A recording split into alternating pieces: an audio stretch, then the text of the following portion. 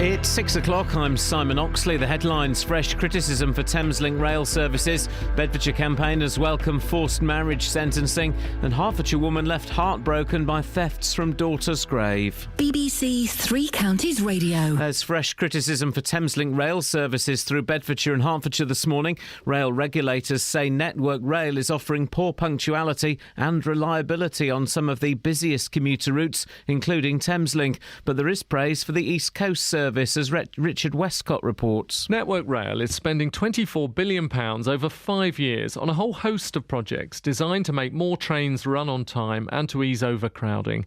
But this report from the regulator, the ORR, says that 1 year in, the timetable for improvements is slipping and some costs are going up.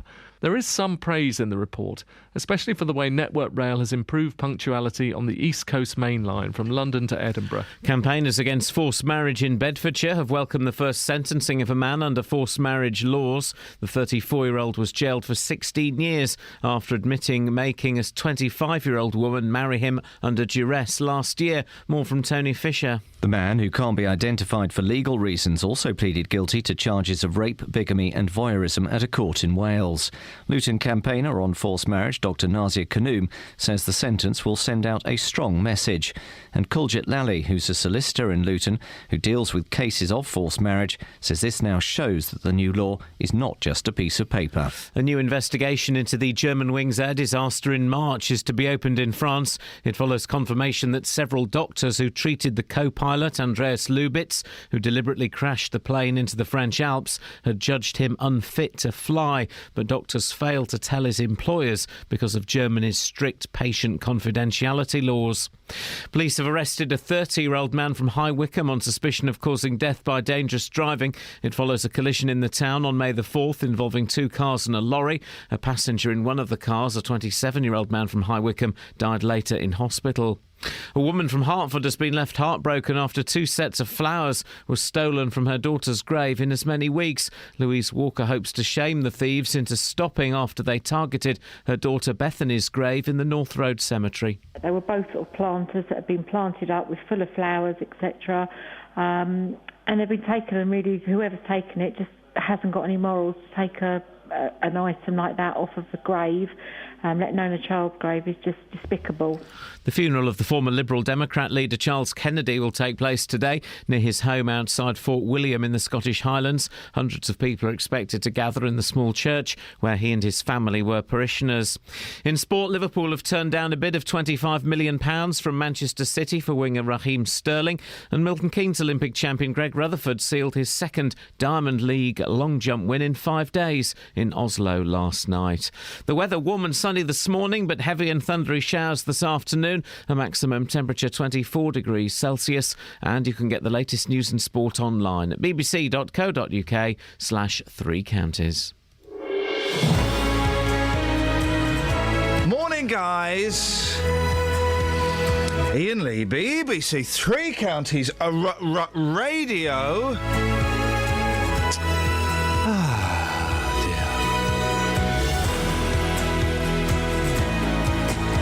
There's a furore in the papers today, a furore, I hear you say, because, Amazon are selling Ouija boards, and, people believe that rubbish, even though, it's like rubbish and stuff. Some of the reviews on the Ouija boards are hilarious. 08459 455 555. Across beds, hearts and bucks. This is BBC Did you find the needle? Radio. Put the needle on. Put the needle on. There we go. Put the needle on. Put it on. We're gonna go there. There we go. It's all vinyl. It's all vinyl. Is it working? What's that noise? Oh, is that the song? Hang on. Here we go. Yeah, that's the song. Hang on a minute. That's crackly, isn't it? Do you want to give it a wipe? I've given it a wipe. It's not. I thought that would be. That's from downstairs. Hang on. Bear with this. Do you want my cloth, or is that? Yeah, it's don't matter. Hang on. Let's go with a banker. Here we go. Hang on, guys. I've got a really good one if you want. No, we're gonna go in. Here we go. Right, we're in. Right. Boom. There we go. We're in.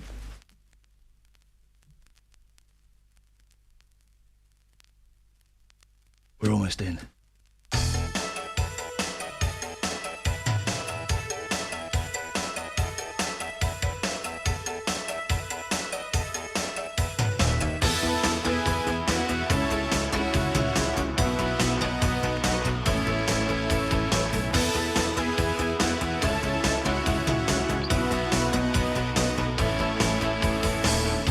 Something's coming over me. I'm so dizzy I can't see. Can't make out the forest for the trees. My heart is beating faster now as the traffic's slowing down. Suddenly I'm all alone with you.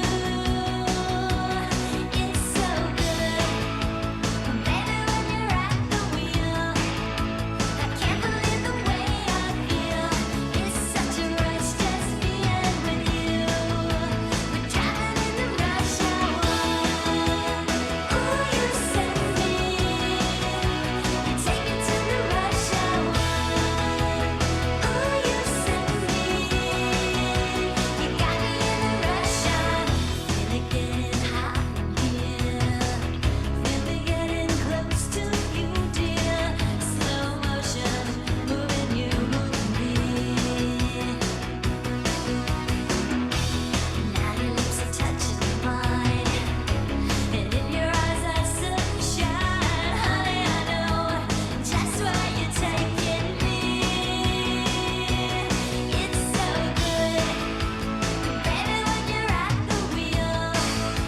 I can't believe the way I feel. It's such a rush just being with you. We're driving in the rush hour. Ooh, you send me. You take me to the rush hour. Ooh, you send me. You got me in the rush hour.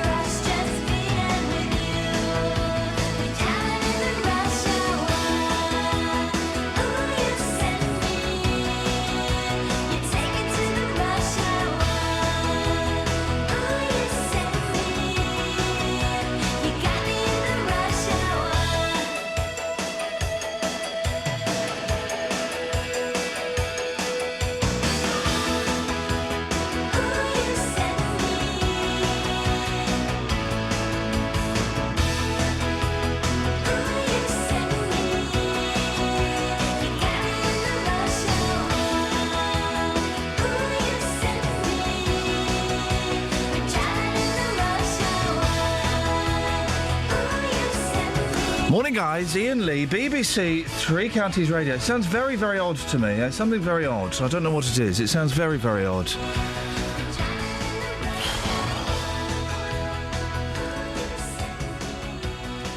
It sounds very odd. It sounds very muddy to me. Do you know what? I can't be bothered today.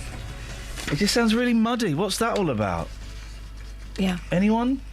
Is there something flicked up that shouldn't be? Well, probably. Anyone? I mean, 3 hours of this rubbish. Well, look, come on, let's just soldier on. It sounds rubbish. It sounds rubbish, man. Oh, well, okay. We can swap studios if you want. No, I hate doing it in that studio. I flipping hate that studio. There's bad juju in there.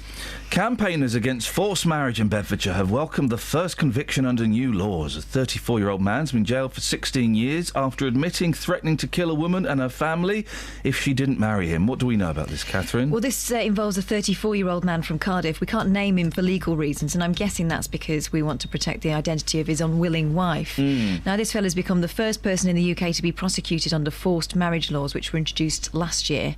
The court heard that he became obsessed with this woman, a devout Muslim, and threatened to reveal videos he'd secretly filmed of her in the shower and kill members of her family if she told anyone. The court heard he told the 25 victim he'd kill her father unless she married him. And so this is the root of the case, really. Not only was he prosecuted for forced marriage, he also pleaded guilty to charges of rape, bigamy and voyeurism. He was sentenced to a total of 16 years in prison for rape, with 4 years for the forced marriage, 12 months for bigamy and 12 months for voyeurism, but that would all run concurrently, so 16 years in total. What did the judge say? Well, the court was told that the defendant bound and gagged his victim with his wife's scarves. He already had a wife. Judge Daniel Williams described the defendant as an arrogant, manipulative and devious man. He'd also pleaded guilty on the second day of his trial, with the judge saying, to the bitter end you sought to exert control over her, no doubt in the hope she would not go through with her allegations. The judge said the offences began when a woman became engaged last year, and in March 2014 he took her to his house under the pretence of having a meal with his wife. The judge continues, your house was empty, you locked the front door, you drew the curtains and ignored her pleas to let her go, threw her mobile phone away and bound and gagged her with scarves belonging to your wife, he said. Tied her hands behind her back.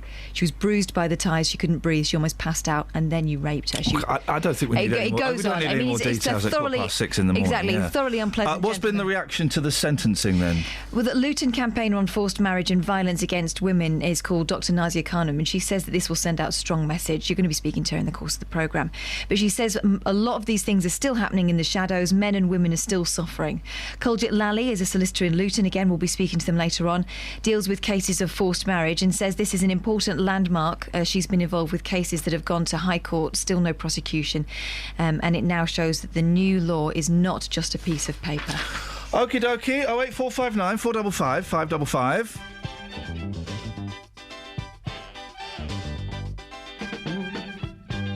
What's happening to our love affair? Just tell me, babe. Right, OK, there's something wrong with this, because the levels on albums are too low, so I'm going to have to give you that back. All right. We're going to have this. Who's been dicking around in the studio? That's the question on everybody's lips. Oh, dear, right. There's only one man that can save us. And it's the geezer. It's the geezer. There we go.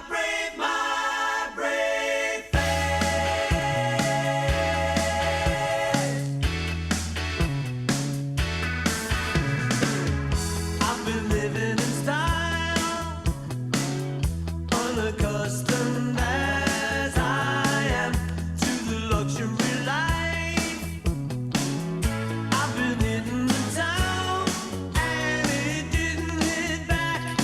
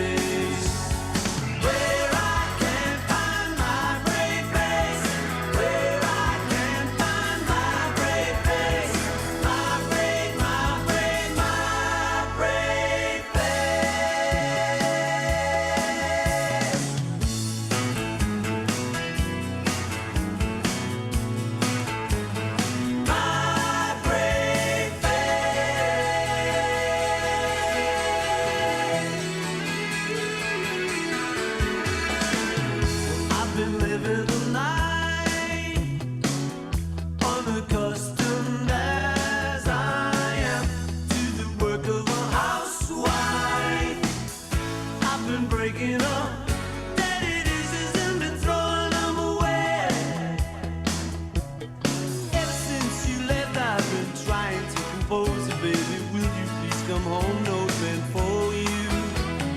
As I clear away another untouched TV dinner from the table, I'm late for two. Now that I'm alone again, I can't stop breaking down again. The simplest thing set me off again. Take me to that place where I can find my brave face, where I can find my brave face, my brave, my brave, my brave face,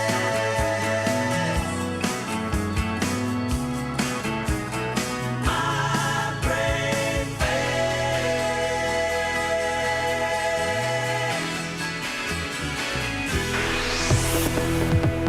Travel news for beds, cards, and bugs. BBC Three Counties Radio. In Bishop Stortford on the A120 Bishop Stortford bypass, there's roadworks there between the M11 junction 8 for the Birchang services and Stansted Road, so that could cause some delays later. In Ickleford, a reminder that on Bedford Road there's roadworks at Turnpike Lane, so that could cause some delays. And in Milton Keynes, it should be getting busy later on the Standing Way at the Kingston roundabout where there's roadworks going on, but it does look quiet so far on the speed sensors. No reports of any problems on the motorways. On the train departure boards, the 6:34 train from Luton to Sutton is delayed. Samantha Bruff, BBC Three Counties Radio. Thank you, Sammy. 6:16. It's Friday the 12th of June. I'm Iain Lee. These are your headlines on BBC Three Counties Radio. There's fresh criticism for Thameslink rail services through Bedfordshire and Hertfordshire, with Network Rail accused of offering poor punctuality and reliability. Campaigners against forced marriage in Bedfordshire have welcomed the first sentencing of a man under forced marriage laws.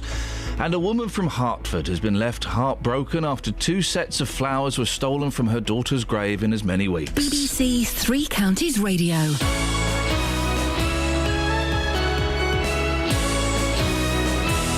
Every weekday morning. Coming up at 9 on the Big Phone In this morning, is it a good idea to make jobless teenagers work for their benefits? How would you like this country to stand up to President Putin? Are you surprised to see British people being blatantly racist? The JVS Show. I think we've got to get over this issue about racism doesn't exist. It has existed. It will probably carry on existing. What I wanted to say is they've got this completely the wrong way around. You know, that is also true. That is also true. You will always get some, but they are such a minority. I think the man's a buffoon. Get him up, get him out of bed, give him a sense of purpose. The JVS Show. Do you think we have got to, as a country, start taking this issue more seriously? Every weekday morning on BBC Three Counties Radio.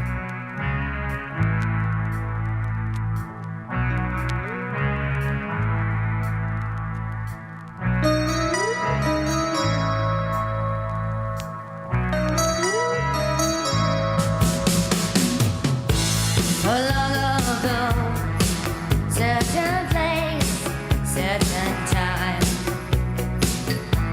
You touch my hand on the way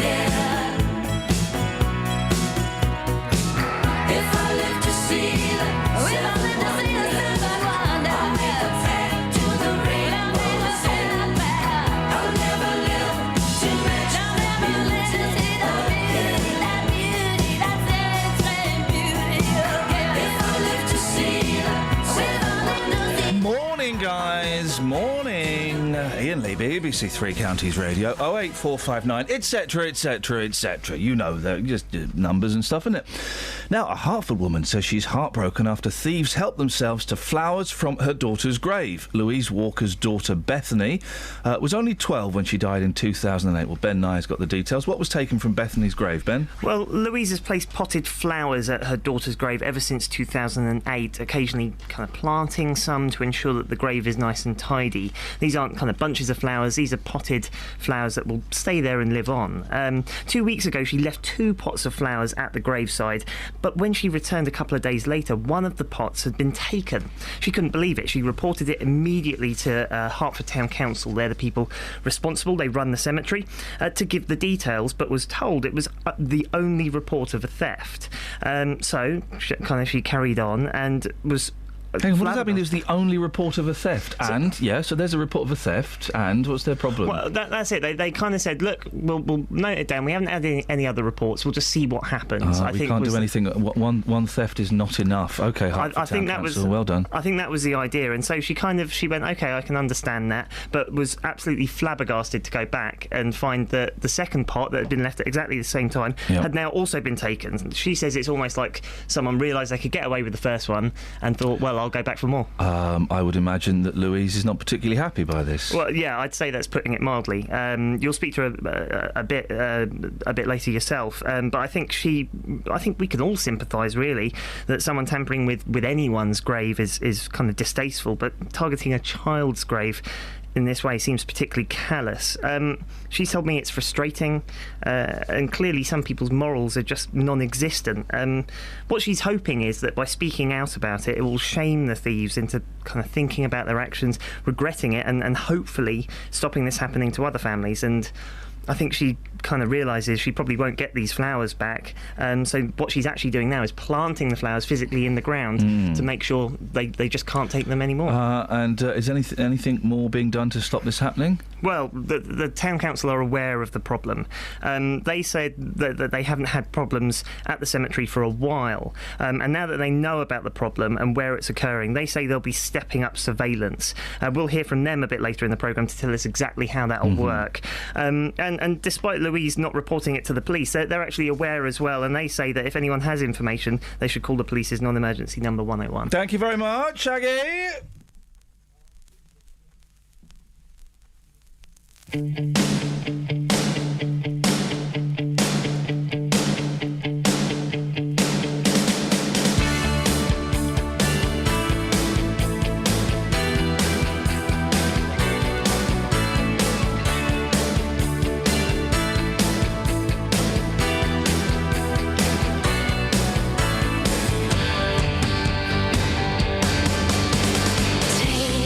my hand, tell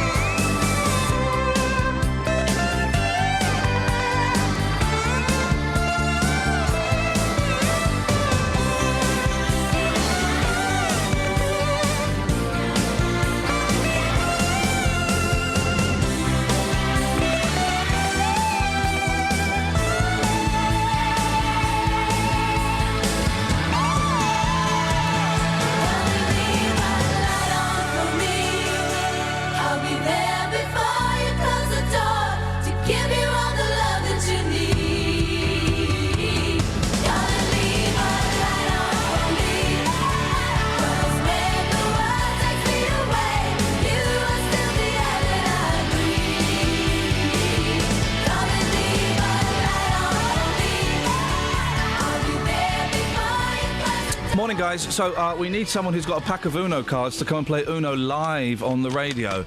I've got mine. Have you got yours? It was kind of set as vague homework, so if you haven't, well, then shame on you. If you have, and by the way, I think we can have pretty much an infinite number of players here. 08459 455 555. Next week, this is going to be awesome, Catherine. Yeah. I phoned you up yesterday as I was thwacking away in my back garden. Yeah, so this is the phone call I got. I said hello, and he said, "Guess what I'm playing?" Yeah, and then there was a noise. Yeah, it was. I was thwacking away in the back garden, just banging away. The house was empty, there was no one home, so I went in the back garden, I got my balls out, and I was banging away. And then I went and joined you in my back garden and had a go on mine. So next week, dear listener, on Monday's show, between 6 and 7, down the rabbit hole, we will be playing Swing Ball live on the radio, guys. Oh, yes. Travel news for beds, cards and bugs. BBC Three Counties Radio. Starting with the trains, there are delays of half an hour on Virgin Trains West Coast between Watford Junction and London Euston because of emergency services dealing with an incident there. It's also affecting London Midland trains between Harrow and Wilston and London Euston as well. On the London Underground, there are severe delays on the Hammersmith and City line, and on the roads on the A406 North Circular Road, queues are starting to build up in Neaston between the M1 at the Staples Corner flyover and Wembley, and it's also looking a little bit busy at the moment on the speed sensors in High Wycombe on the A40 where the roadworks around the roadworks on the A40, the roadworks between the Stewart Road and Marlow Hill, the causing the surrounding area to be quite busy, is what I meant to say. Samantha Bruff, BBC Three Counties Radio. Across beds, hearts and bugs. This is BBC Three Counties Radio.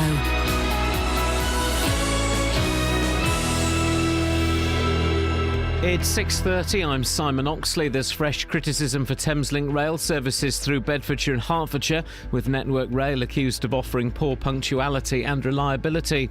Campaigners against forced marriage in Bedfordshire have welcomed the first sentencing of a man under forced marriage laws, and a woman from Hertford says she's been left heartbroken after 2 sets of flowers were stolen from her daughter's grave in as many weeks. Three Counties Sports. BBC Three Counties Radio. Liverpool have turned down a bid of £25 million from Manchester City for winger Raheem Sterling.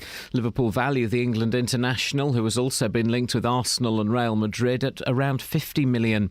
Watford defender Juan Carlos Paredes started for Ecuador in their 2-0 defeat by Chile in the Copa America. Meanwhile, Hornets goalkeeper Rennie Gil-Martin has signed a new 2-year deal at Vicarage Road. Milton Keynes Olympic champion Greg Rutherford sealed his second Diamond League long jump win in 5 days in Oslo last night. The 28-year-old, who won last week in Birmingham, won with 8.25 metres in his third round leap. I've got 3.5 weeks now to get training before our national trials, and then another 3 weeks, then the London Diamond League. So I'm feeling confident. Hopefully I'll stay in one piece and I can have a great run into the World Championships, and that's the last medal I've got to get to complete the set. I'm aiming to win the World Championships this year, and that's what I'm going for. The inaugural European Games begin today with the opening ceremony in Azerbaijan. 16 Olympic sports will feature, and there's some local interest, as Jeff Doyle reports.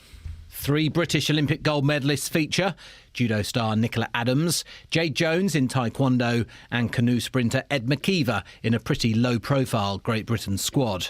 Many top athletes have decided against incorporating the Games into their busy schedule, although there are still plenty of Rio hopefuls.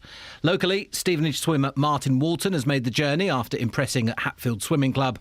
In shooting, High Wycombe's Abby Ling is there, as is Tim Neal, who uses the Northampstead shooting ground near Royston. And England's cricketers play New Zealand at the Oval today in their second one-day international. It follows Tuesday's record-breaking win in their first game at Edgbaston. BBC Three Counties News and Sports. The next full bulletin is at 7. Call 08459 455 555. OK. BBC Three Counties Radio. Blimey. Steve, what's going on there, mate? Got a cough. Steve? I'm here. Hello. Stephen. Have you got a pack of Uno cards? I have at home, but I'm driving. Steve Lynn. Mate, we're looking for someone with some Uno cards. We're going to play Uno on the radio. It's only the second time this has ever happened. I've got some virtual ones. Can I play with No, some mate, virtual? no. Because when we play this, we play it properly. We're not playing it with made-up cards, dudes. 08459 455 555 if you want to join us for a game of Uno. What have you called in for then, Stephen? I just phone for a chat, really, Ian. Fair enough. Go on then. I guess a couple of things. Firstly, I watched a great programme the other night that you narrated. That was quite good. Which one was it? Was it the one where was it animals making you laugh out loud, or was it violent Russians beating the whatsits out of each other? No, it was the first one. Oh, don't animals make you laugh out loud, guys? And did you LOL, Steve? I did. It was particularly good, actually. There's some funny stuff in there. It's a funny show. Do you think it would have been funny without the fella talking all the way through it, or did you like it? No, Ian makes it. Have a look at this cat from Russia. It thinks it's a dog, but watch as it tries to jump. Uh-oh! It didn't quite make it. Gosh, that's so good. I don't even need to see the dog doing it. Yeah, people say, Ian, why do you narrate stuff like that? I say, because it pays loads of money. Thanks very much indeed. Ka-ching. And also, dogs are funny, aren't It's they? funny. Dogs is funny. Dogs is funny, Steve. Yeah, I thought was it a orangutan that threw some stuff at some workers and then run away? That was rather good. That was one of my... I filmed them all as well, by the way. They're all from my own personal collection. That, Yeah, Yeah, you got around a bit. See, get this, Steve. Boyle has never seen Spinal Tap. Nor have I. Oh, flipping it. We're in the same gang, Steve. Oh, man alive. But let me tell you something, Steve. By this time next week, I will have seen Spinal Tap. But hopefully by this time tomorrow you'll have seen Spinal Tap. A little delivery is coming your way. You can't not. Steve, but you're a geezer. I would have thought as a geezer you would have seen Spinal Tap. Yeah, no, I don't think that's my cup of tea, to be honest. Oh, Stephen! All right, anything else before I cut you off? One other thing, if you want to phone in on what stupid people have been doing on the motorway, I've just seen two lorry drivers swapping seats doing 60 around the M25. Swapping what? Swapping seats. Feet? Seats. Swapping the driving position. Oh, really? Oh, like in American movies. I always used to love that when they did that in American films. Yeah, you drive now. I used to love that. Not that we condone that with the BBC, but I bet it looked cool. Yeah. Steve, did anyone die? No. Not this time. occasion. Not on this occasion. Well, thank goodness for that, Stephen. We need someone with some Uno cards to call now, otherwise Uno on the radio is going to be pretty flaccid. What's happening to our love affair? Just tell me, baby, what's happening to our love affair? Hey, mama, I know your father digs me, and your mama too. Oh, yes, she do, honey. I'm gonna let you do what you wanna do, hey sugar, 'cause all your so-called friends told you a lie about my past. Yes, they did, honey. They said things like our love would last. That's why I'm asking you, baby, what's happening to our love affair? You got to tell me, baby, what's happening to our love affair? When I called you the other day, you didn't want to listen to what I had to say. No, baby. But now you want everything. You gotta have everything your way. But oh, if you get yourself together, sugar, we'll make everything alright. 'Cause I don't feel like fussing and fighting. Kiss me so tight. Girl, you know I love you, honey. And this you must understand. 'Cause I know you're my woman. And sugar, I'll be your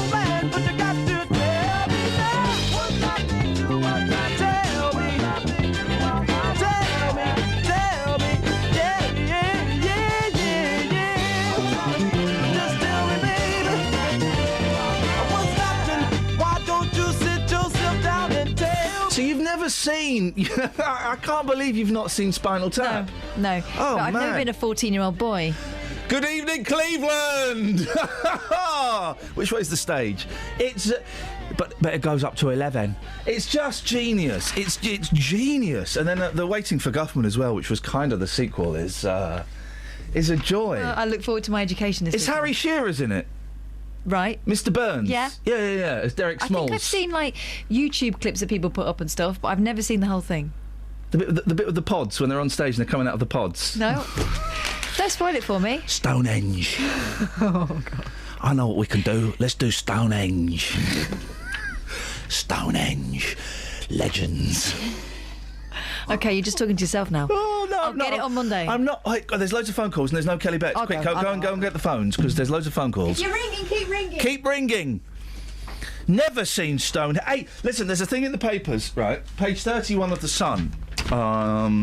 Ouija boards. Ouija boards. Kids' Ouija game fury. Amazon has sparked an unholy row by selling controversial Ouija boards aimed at kids as young as 8. You're going to hear me clattering on the computer because I'm going to bring up the Ouija boards on Amazon, because yes, they are indeed for sale. If you go to Ouija boards in games, the Ouija board game is described as a classic spirit world game where players can ask dead people questions. Now, I used to have one of these when I was a kid. It was made by Waddingtons. We all know they don't. We all know they don't work, right? We all know you can't talk to dead people, yeah? OK, we've got that. Answers supposedly come from spirits who move a piece of wood across across letters to spell out replies. One version of the game, made by toy giant Hasbro, has bright pink packaging to appeal to girls. Well, if you go on Amazon and look at the reviews of this, it's got some brilliant 5-star reviews. The best ones are the 1-star reviews. Emma Hudson says, "Whoever would let their kids buy this is mad. These things shouldn't be sold of places like this." Mr. V. Trekiokas says, "Do not buy it. It is more than a game and can be lethal to your body and soul." Sarah Sewell says, "Would never play around with these things. Why are people selling these? And I can't believe the age is 12 months and up." And don't even touch one. No, Amazon customer says, "Don't even touch one." Hang on a second, we need... I don't know if I've still got this music here, yes. I know 2 lads who played with one of these. The shed they were playing in caught on fire by itself. I also knew a married couple who played with one of these. It brought poltergeists into her house, which picked up ornaments and smashed them on her walls. She was scared. They had to move house 10 miles away. They became Christians after that experience. These are dangerous, and I would never touch one. They're evil. Keep away from them. Or it's just a bit of wood with letters on that, you know, is a bit of nonsense. I was brought up in the fear that it would be opening a gateway to hell. Really? Yeah. A very close family member of mine reckoned she and her sisters used to play it, and they unlocked the, one of the Munich air disaster victims from Manchester United apparently was pursuing the middle sister with quite some vigour. Well, when I used to do it, I used to go and sit in the woods, me and my friends, Malcolm Richmond, and a couple of Polish friends, OK? And we'd sit there and we'd relax and we'd get the Ouija board out. And it was terrifying because nothing happened for a while until we got really relaxed. Yeah, there was some of that going. We were drinking. We were 15 years old and we were getting very drunk in the woods. And then it started to work. One of the lads, Richard Kokowski, well, he got quite scared because it started spelling Polish names. Of course it did. We asked Richard Kokowski to take his hand off the planchette, the pointer. The writing stopped. How can you explain that, guys? Never! Explain that! Tony's in Milton Keynes. Explain that, Tony. How do window cleaners contact the dead? With their spirit level. No, with their squeegees. Hey! Tony done a funny, Tony done a funny, la da da da, la da da da. Tony done a funny, Tony done a funny, la da da da, la da da da. Well done. I've got another topic for you. Oh, go on, Tones. You mentioned Spinal Tap and the famous bit about the volume going up to 11. Why don't you just make 10 louder? Right, Yeah, no, but these go up to no. 11. What service do the BBC provide where you also can set the volume up to 11? What service do the BBC provide where you can also set the volume up to 11? Thinking music. Hang on a second. I've got to think where the thinking music is these And days. I've been in touch with the engineer who designed the website. And I know this because I... Oh, no, hang on a second. Oh, blimey, hang on a That's second. spooky thinking music. That's spooky thing music. And I know this because it's done as it's done as a reference to Spinal Tap, isn't That's it? right, All right, hang on a second. Hang on. I know this. I read this. I'll give you a clue. Go on, give us a clue. Aye, aye. Aye, aye. It's a clue. Aye, aye. The iPlayer! Ladies and gentlemen, stop the clock. Thank you very much. Well done, BBC. A rare display of humour. A rare display of humour that you've paid for, Tony. I realise that. Thank you very much indeed. Ribena Rosie. Hello. What you got for us? Uno cards. Uno. Sorry? Uno cards. You know cards. I know cards. Do you know cards? Yeah, I know you know very well. I know we know cards, but do you know Uno cards? Have you got some Uno cards in your hand? Yes. Right. We're going to go to travel. During the travel, Ribena Rosie, what's going to happen is... Yeah. We're going to... 7 cards each, okay? You Yeah. do yourself... Good shuffle. You do yourself 7 cards. Catherine's going to deal us 7 cards each and put a little pile in the middle. Put your pile in the middle. And then we'll play Uno live on the radio. Can you dig it? Yeah. Sweet. Travel news for beds, cards, and bugs. BBC Three Counties Radio. Starting with the trains, Virgin Trains West Coast have half-hour delays between Watford Junction and London Euston because of an incident, and it's also affecting London Midland services between Harrow and Wealdstone and London Euston as well with delays. On the London Underground, the Hammersmith and City Line have severe delays, and on the roads, the North Circular Road is looking very busy between the Clockhouse Interchange westbound towards New Southgate, and in Hitchin on Stevenage Road, reminded that there's some temporary traffic lights at Sunnyside Road by the Orange Tree Pub. They caused some long delays through Hitchin yesterday, so they might cause some problems again this morning. Samantha Bruff, BBC Three Counties Radio. Thank you, Sammy. We're just dealing out our... how are you getting on with the dealing, Rosie? Okay, they're quite hard to shuffle, these cards. No, they're not. They're cards. No, these ones are really old and they smell of coconut. Right. Holiday, okay. you Hang on know. a second. You don't... What? I'm just checking. No, you're not. You're doing it wrong. That's No, not a deal. I did it right. No, right. Hang on a second. Flipping heck. When you deal cards, you don't put 7 in one pile, then No, 7 in I the pile. You go didn't. 1, I 1, didn't. 2, 2, I didn't. 3. I just saw you, No, mate. you didn't. Mate, I just saw you. caught me Redeal. you caught me, Redeal. listen, you caught me at the end of the shuffle. Redeal. You caught me at the end of the deal, and I was just checking how many I'd already done for this Redeal. one. Redeal. Oh, for Well, I do the heaven's heads. sake. You take the fun We're out the of this game. BBC. You take the fun Done all it. out of this game. Right, Rosie, could you button it, please? The life out of it. Rosie? Yes. Button it. Boyle? Wait, what? I've got to do the news. Elizabeth? Yes, hello. Good morning, Ian. Yeah, all right, calm down. I'm really sorry. We've got Rosie on the line. She's causing trouble. I think she's had a bit to drink. Hey, Rosie's dad invented Ribena. That's my granddad. No way. It's her granddad. Yeah, Sorry, I love Ribena. Yeah. Well, you need to thank her Yeah, granddad. Ribena. Anyway, Rosie, Elizabeth, really sorry. I've got to do the news, so maybe you two could have this chat off air. Fine. Thank you. Catherine? What? Button it. Oh, you. Thank you very much indeed. Blimey. Now, headlines, innit? There's fresh criticism for Thameslink rail services through Bedfordshire and Hertfordshire, with Network Rail accused of offering poor punctuality and reliability. Campaigners against forced marriage in Bedfordshire have welcomed the first sentencing of a man under forced marriage laws. Is that meeting about the trains? No, different thing. Well, when's that meeting about the trains? Is there a meeting? This week. Oh, right, hang on a minute. Right, I'm really sorry, Elizabeth. You've just thrown us all off Hello. our stroke. Yeah. Oh, really? Yeah. Oh, no. No, it's okay. What should I talk about? Thunderstorms? Well, hang Thunderstorms? on. Let me. She's really winding me up Shall I do today. the headlines I know, you're not for letting you? it show, Right though. on my nerves. Let me do the jingle for you. Okay, play the jingle. Rosie. Yeah. Stop winding me up. How about Rosie does the weather and I talk about her Ibina? Oh, flippin' heck. Beds, hearts, and bucks weather. BBC Three Counties Radio.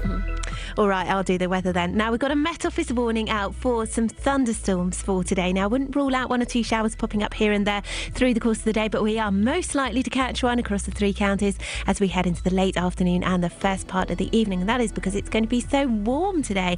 We could even be looking at the warmest day of the year so far if we get up to 27 Celsius, and that is a possibility depending on how much sunshine we get. It's going to feel muggy, humid, warm.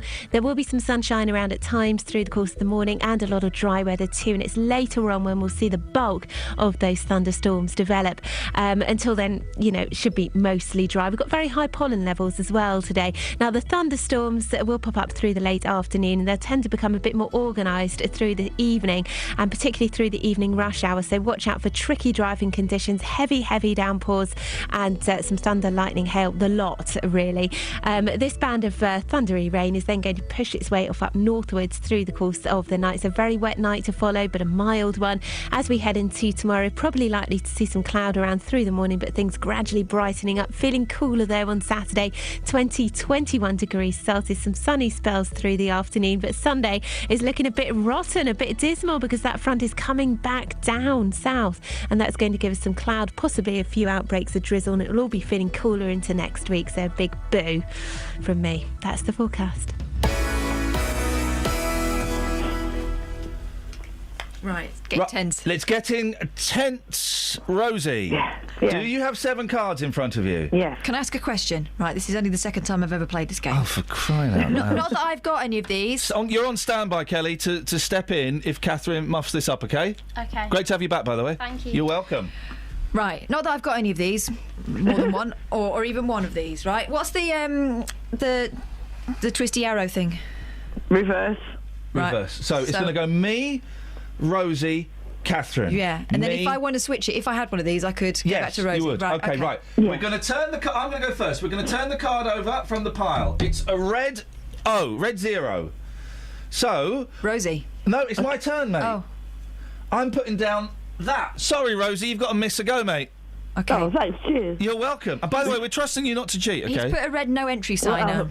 By the way, Rosie, you've got to tell her because this is a radio. I She just can't told see her it. she's got to miss a go. You said you Skip me, yeah. I've skipped you. Right. You chance to be a fine thing. Hey, steady. So right, okay. Yes. I'm going to put down a red 3. Okay, so I can put down a red or a 3.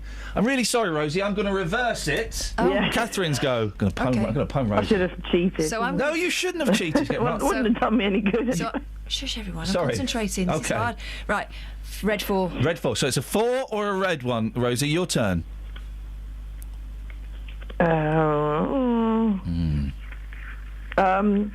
Can you draw go? 2. Sorry? Draw 2. She's No, why are you drawing 2? No, you've got to draw 2. I put a red draw 2 down. Up yours! Right, OK, I'm going to draw 2. OK, right, fine. Catherine, your go. I've drawn 2. And actually, they're really good ones, so I'm glad you did that, actually. So, thanks. I tell you what, while Should we put some Uno music on? Hang on, I've got some Uno music somewhere. Hang on.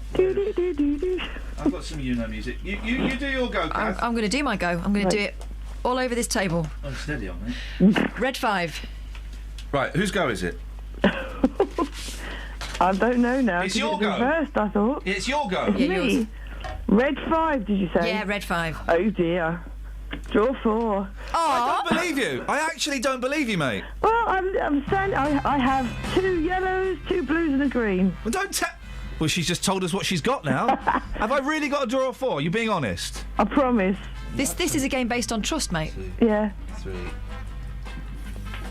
4. Oh, I'm glad I drew those 4 because they're excellent. Oh, that's good. Just turn it It'll be round so I worth can get a lot her. of money when I go out then. won't Right, how many cards have you got? it? 5. 1, 2, 3. How many have you got, Kath? 4. I've got 11. It's the person who gets rid of all the cards first is the winner. Yeah, okay. Right. Yeah. Well, I can't match any of this, so I'm going to take a card. That's Draw one. Yeah, and if the card you draw can go down, you can put it down. Okay, yeah, it can. It's a red 1. Red 1, Rosie. Red 1. No, you haven't got any reds. You've just no, told I us can't you go. did. I can't Draw go. a So I'm card. going to pick one up, and it's Wild card. Oh, so you can do anything you want. Well, yeah, I can just change the colour then. All right, mate, calm down. Yellow. Yellow. Oh. I'll put down a yellow 5. Catherine, you'll go. Beat that. You're listening to BBC Three Counties Radio, home of Uno on the radio. I'm going to have to Uno. draw one. Yep. Aye. 1, 2, That's 3, it, I can't go. Can't go. Okay, great. So it's a yellow 5, Rosie. Can you Right, go? reverse. You're reversing Yellow it. reverse. Your turn, Catherine. Oh, man, I've got to take another one. You could put a reverse on a reverse. But I haven't got a yellow. You can put a reverse You can on a put any reverse. reverse Oh, on can it. I? Yeah. Oh, have some of that then. Reverse. Right, so it's a green reverse. You'll go. Me again? Yes. Reverse again? Oh, Blue. for crying out loud with him. Why don't you go and get a room and just kiss each other all over? And film it. And film it. Blue. Rosie. Blue. Reverse. Oh, it's a blue reverse. A 0. Blue 0. Right. Oh, I'm sorry, Catherine. It's a blue miss ago. Have that. How many has she got left, Ian? 3. All right, okay. You'll go, Rosie. It's a blue miss ago. Right. Okay, no, I can't go. So pick a card, mate. Yeah, I did. I can't go. Right, okay, okay, fine. Right, well, I'm going to put down a red 8. Blue 8, sorry, blue 8. You'll go, Yeah, because Catherine. I've got a red 8. Aye. Boom. Red 8, Rosie, red 8. No, I can't go. Pick a card, mate. Not so Pick cocky one up, lucky yeah, now, I've are done you? it. Oh, yeah, my granddad invented Ribena. Yeah, well, he didn't help you with this, did it? He'd be terribly embarrassed of you, he would. A red 5, that is. Damn it, I haven't got one. So pick up a card then. I have. Okay. And I've got a 6. Red 6, Rosie. Okay. Red 9. Red 9 at night. Shepherds have a fight. It's a red 3. Catherine, you'll go. No, I'm going to have to take one. Of course you are. You're always doing that. Right. Red 3, Rosie, you'll go. 7. Red 7. Okay, beautiful. I'm straight down with a green 7.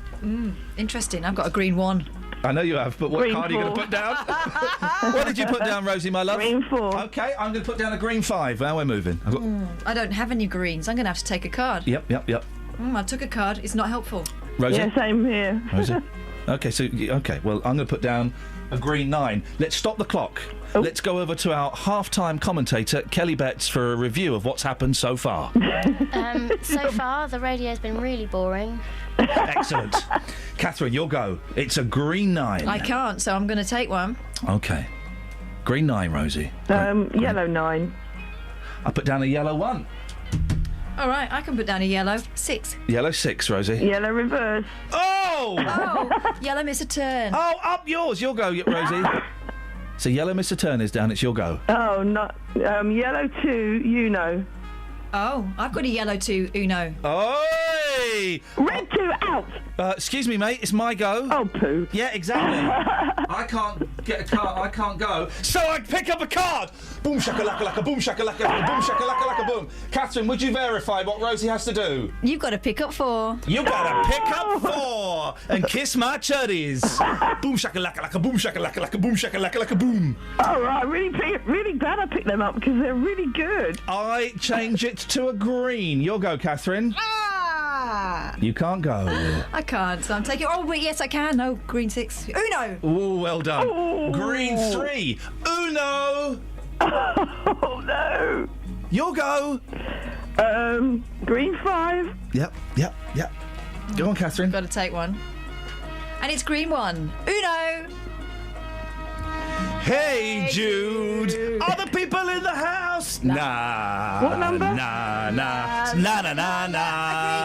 green one. Nah. Hey, Jude. Yeah. All the ladies. La, la, la, la, la, la. Oh, no. All the ladies. La, la, la. Only me singing. What does that tell you?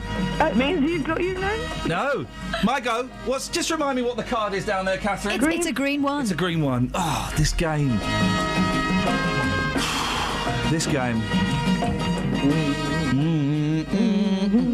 What? Sorry, what card's down there? A green 1. Oh, no! Kiss my chutties. You put down a blue 1. Oh. Yeah, I won the game. I won the game. Okay, best of 3. I won the game. Rosie, kiss this. And Catherine, have this. Do you know what you have to do now, Have Rosie? this. You have to remove an item of clothing. Have this. Have this. Oh, you got a choice Sit of on one. this. And kiss this. And take this. And kiss this. This is yours. You can have this for your own to keep forever. Oh, Rosie, mate, I'm so sorry. I absolutely thrashed you there. Do you know what I really love about this? Yeah. Iain is such a magnanimous winner. He hasn't just done a pelvic dance in everyone's direction. Yeah, I know, I can see it. Like a Rosie, baboon. have you got swing ball? Yes. Speak to you on Monday. Ta-ta. Oh, dearie That was dear. fun, wasn't it, for us? I mean, it was fun for us, guys. And let's be honest, it was better than the music that was being played up until 6 o'clock, so... Yes. Oh, Catherine, what does it feel like to be a loser? Well, it's new for me, so... Travel news for beds, cards, and bugs. BBC Three Counties Radio. There are delays on the trains. Virgin Trains West Coast have half-hour delays between Watford Junction and London Euston, and it's also affecting London Midland services between Harrow and Willesden and London Euston as well. On the London Underground, the Hammersmith and City line has severe delays, and in Borehamwood on the A1 there are queues southbound between the Holiday Inn and Barnet Lane at Stirling Corner. In Bedford on the A6, that's looking a little busy now on the speed sensors through the roadworks at Clapham Road, and that could cause some delays through as it starts to get busier this morning. Samantha Bruff, BBC Three Counties Radio. Sammy, thank you very much. Thank you, Rosie. Thank you, Catherine. And thank you, Cards. Why did she call it Uno? You know. I mean, Monday, swing ball on the radio, guys. Yeah, Winner that's stays on. happening. That's Winner happening. stays on. Coming up, we'll speak to Shaggy in a bit. He's taken, well, not literally taken Ouija boards to the street, but the concept of them. Let's see what the people of Luton think. Local and vocal across beds, hearts and bucks. This is BBC Three Counties Radio.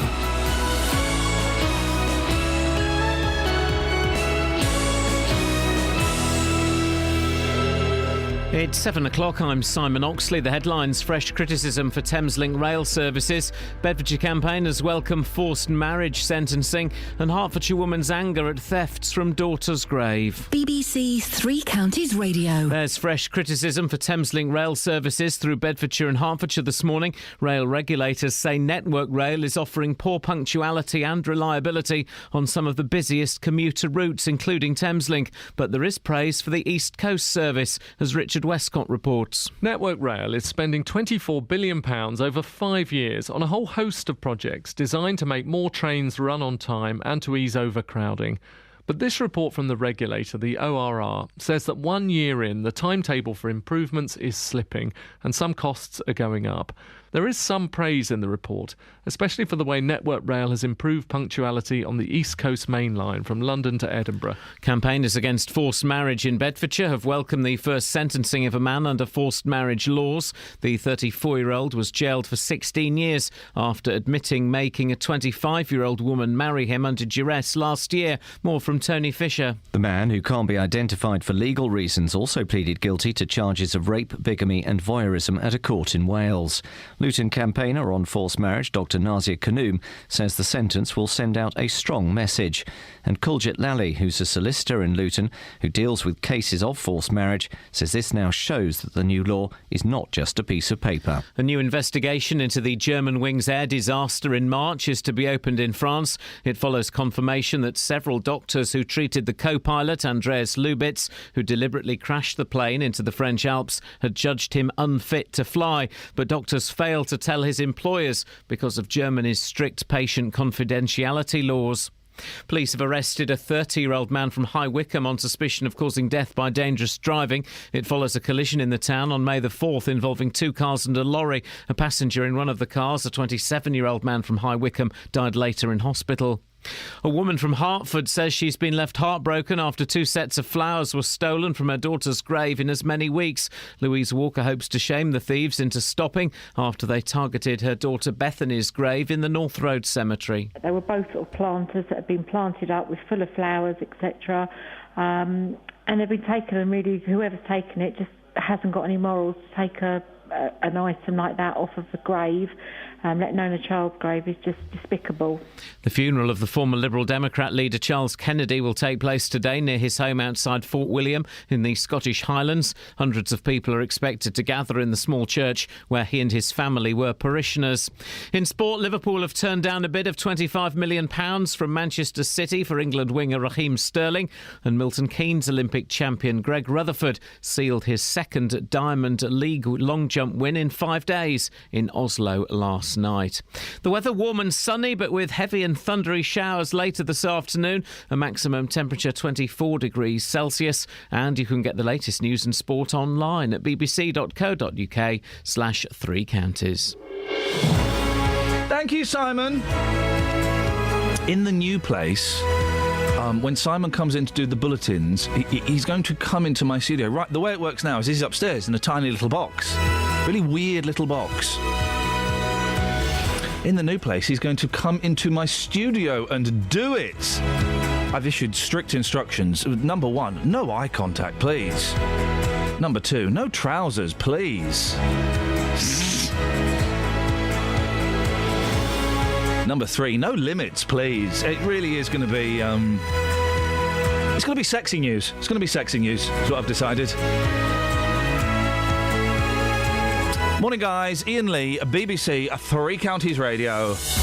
Across beds, hearts and bucks. This is BBC 3 Counties Radio. I'm really glad you're making Simon abide by the rules that you've been imposing on us for so long. Exactly. It's about time, Oxley. You want to be part of this gang, you got to get those trousers off.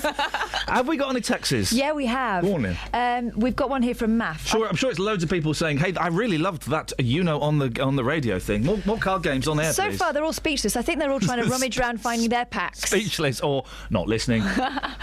Matt in Hanslope says, I find it disturbing that people can be named on suspicion of certain crimes, but a convicted rapist and bigamist who forced a woman to marry him can remain anonymous. Well, the reason is because he married her, so it would be identifying the victim, wouldn't it? I'm guessing that that's the reason why they've withheld his name. Yes. And Jill says, ask Scoins about having a gun pulled on him yesterday.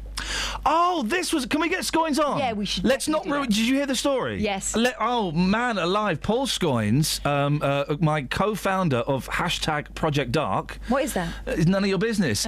Oh. Let's get him on. Okay. He was involved he had a gun pulled on him. True story, no joke. Incredible scenes.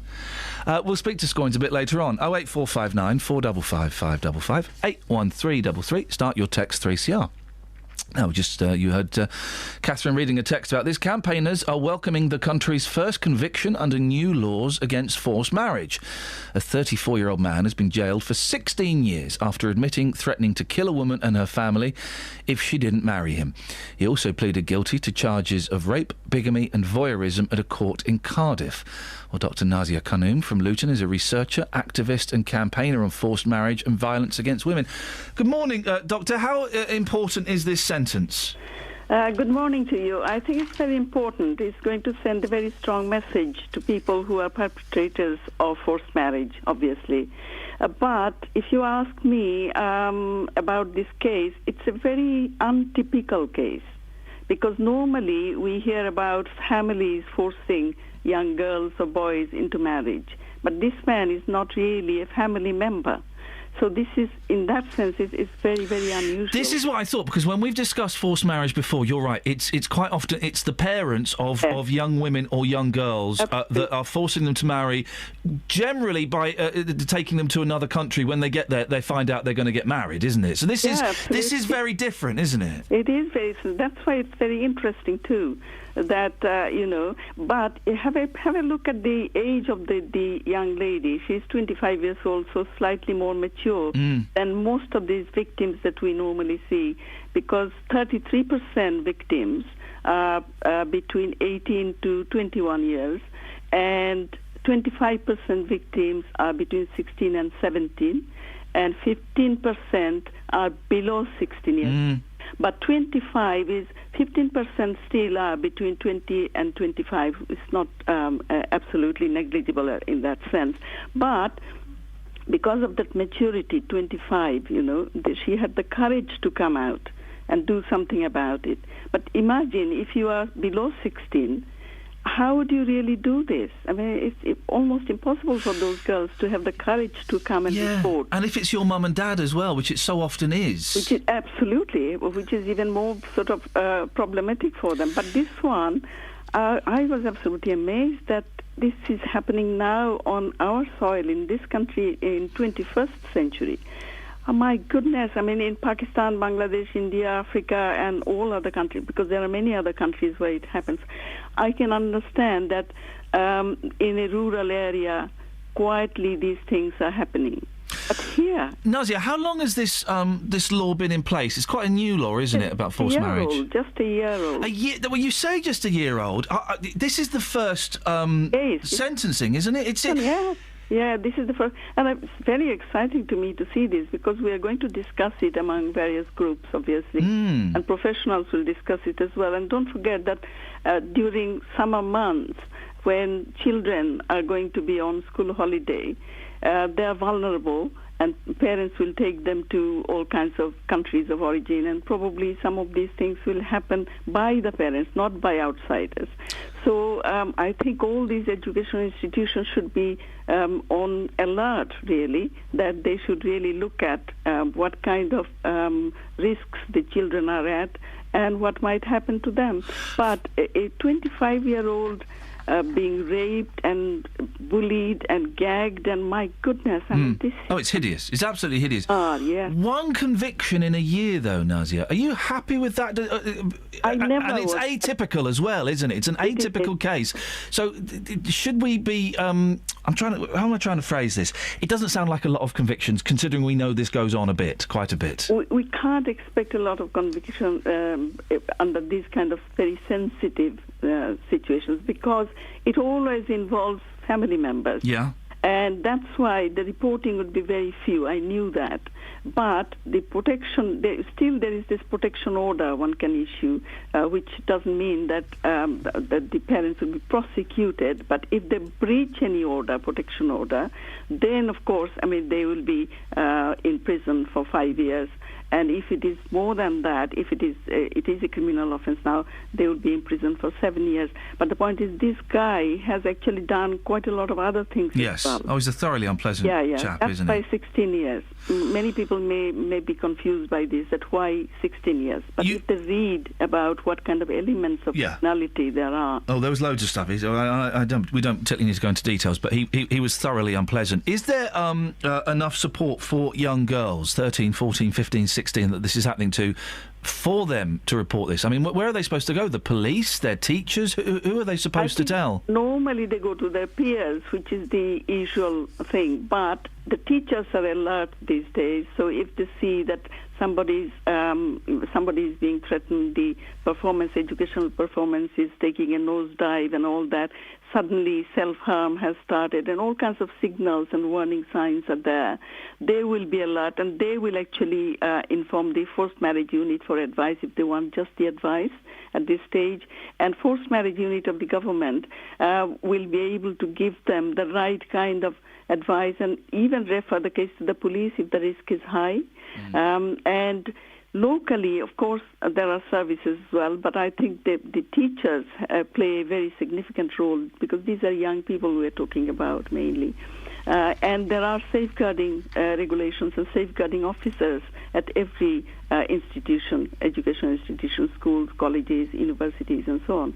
And they will have the responsibility to protect the young people who are at risk and also adults, because safeguarding is for adults as well. And this young lady, 25 years old, belonged to this adult group, and safeguarding or protection law will apply to her under safeguarding of the adults. Dr. Nazia Khanim, I appreciate your time this morning. Thank you. She's from Luton, researcher, activist and campaigner on forced marriage. 08459 455 555. This is Iain Lee. In it. BBC Three Counties Radio. I mean, in it, though, really. Ribena Rosie has just... By the way, if you just tuned in, you've missed Down the Rabbit Hole. Do you know what? I'm going to tell you what we did down the rabbit hole today. I'm going to tell you what we did. We don't normally. We played Uno on the radio. Ribena Rosie has just tweeted her hand, her Uno. When are your cards from, Rosie? Are they from, like, the 1950s? I've never seen anything like it. It's the oldest design in the world. Monday, guys. Swing ball on the radio. Yeah. We need two people with swing ball sets to come and join us. Now, Ouija boards. Ever used a Ouija board? I used to have one as a kid. Guess what? It's rubbish. Why? Because you can't talk to... Who's on Fader 1, sorry? Who? Munir. Oh, Munir's on Fader 1. Morning, Munir. Hey, morning. Morning, Munir. What have you got for us? Well, you guys were talking about Ouija boards. Oh, yeah. They're for sale on Amazon. Yeah, they've always been for sale on Amazon. I used to have one made by Waddington's, the toy manufacturer. Yeah, they're there's a toy. Yeah, there's a toy from the 70s. Well, I think it's from even older than that. Do you have a Ouija board? No, I don't. But I recently read an interesting fact about how they were named. Go on. Do you want to guess where the name of Ouija board comes from? Do I want to guess? Yes. Let me guess. Yes. No, I can't work it out. They asked the board. Hey! Money down the funny, money down the funny, na na na na na na na na. Money down the funny, money down the funny, na na na na na na na na. Well done. Well done, Manny. They honestly asked the board. Money down the funny, money down the funny, na na na na na na na na. Money down the funny, money down the funny, na na na na na na na na. Nice. Thanks, Manny. No problem. Ta-ta. He didn't mean it, did he? I don't know what... Just a little joke. It's just about this big. I mean, listen, guys, you know, I'm glad Justin's not here because he would probably refuse to even come on the air and discuss this. He won't even say the words because it would open the gateway to hell. Exactly. Come on, guys. We all know that Ouija boards they're a bit of nonsense. We had one that was passed around at school and it didn't work because you can't talk to dead people. Travel news for beds, cards and bugs. BBC Three Counties Radio. On the M25, it's building up anti-clockwise between junction 17 for Maple Cross and 16 for the M40. The A1 has queues southbound from the Holiday Inn towards the Stirling Corner, and it's also busy now on the A10 and Cheshunt southbound from the Cambridge Road towards the M25 at junction 25 for Enfield. There are still problems on the trains. Virgin Trains West Coast have half-hour delays between Watford Junction and London Euston. It's also affecting London Midland between Harrow and Wilston and London Euston. Samantha Bruff, BBC Three Counties Radio. Thank you, Sammy.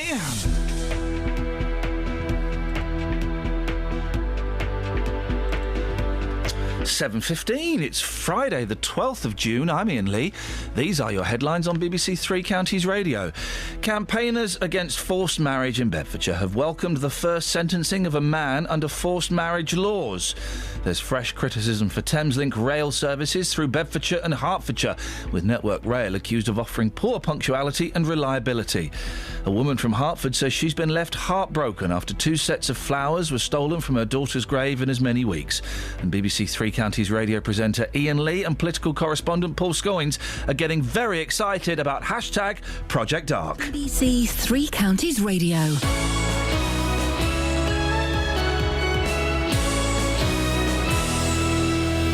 Sometimes in life, things don't always go to plan. It worked perfectly for 2.5, 3 years till 2 days ago. He should refund me £1,900. Which is where we come in. We managed to get them to agree to come back in to the property on an agreed date. The JVS show takes on your consumer problems. But I've basically lost the whole lot in administration charges. And helps to get to the right solution. I've received a cheque back for £578. Jonathan, I can't thank you enough. I don't know how you do what you do, you and your team. The JVS show, weekdays from 9, here on BBC Three Counties Radio. on FM, AM, online, and digital radio. This is Iain Lee On BBC Three Counties Radio. It's one of them shows where we're going to jump around and it's going to appear a little bit clunky, and that's just the way it works sometimes. So apologies to anyone who...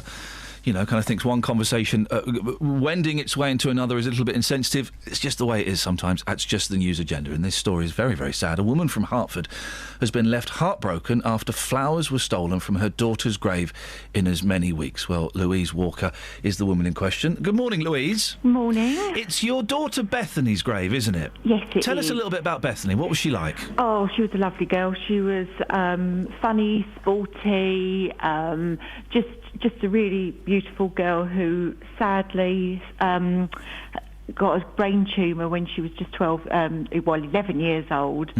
And despite sort of a lot of treatment, never complaining once, 6 months of chemotherapy, 6 operations, radiotherapy for 6 weeks. Unfortunately, she passed away in 2008. I'm really sorry to hear that. Aren't young people amazingly resilient when it comes to... I did a little bit of volunteer work at Great Ormond Street for a couple of years. Yeah, and that's where she was treated, actually, Great Ormond Street. And what an amazing place for her to be in. It is amazing, yeah. And the young people there, doesn't it make you think? They just take it. They just take it. Yeah, just get on with it, and all she wanted to ever do was get back to school and be with her friends, and be normal again, and she just, as I say, she never complained once through that sort of almost year it was.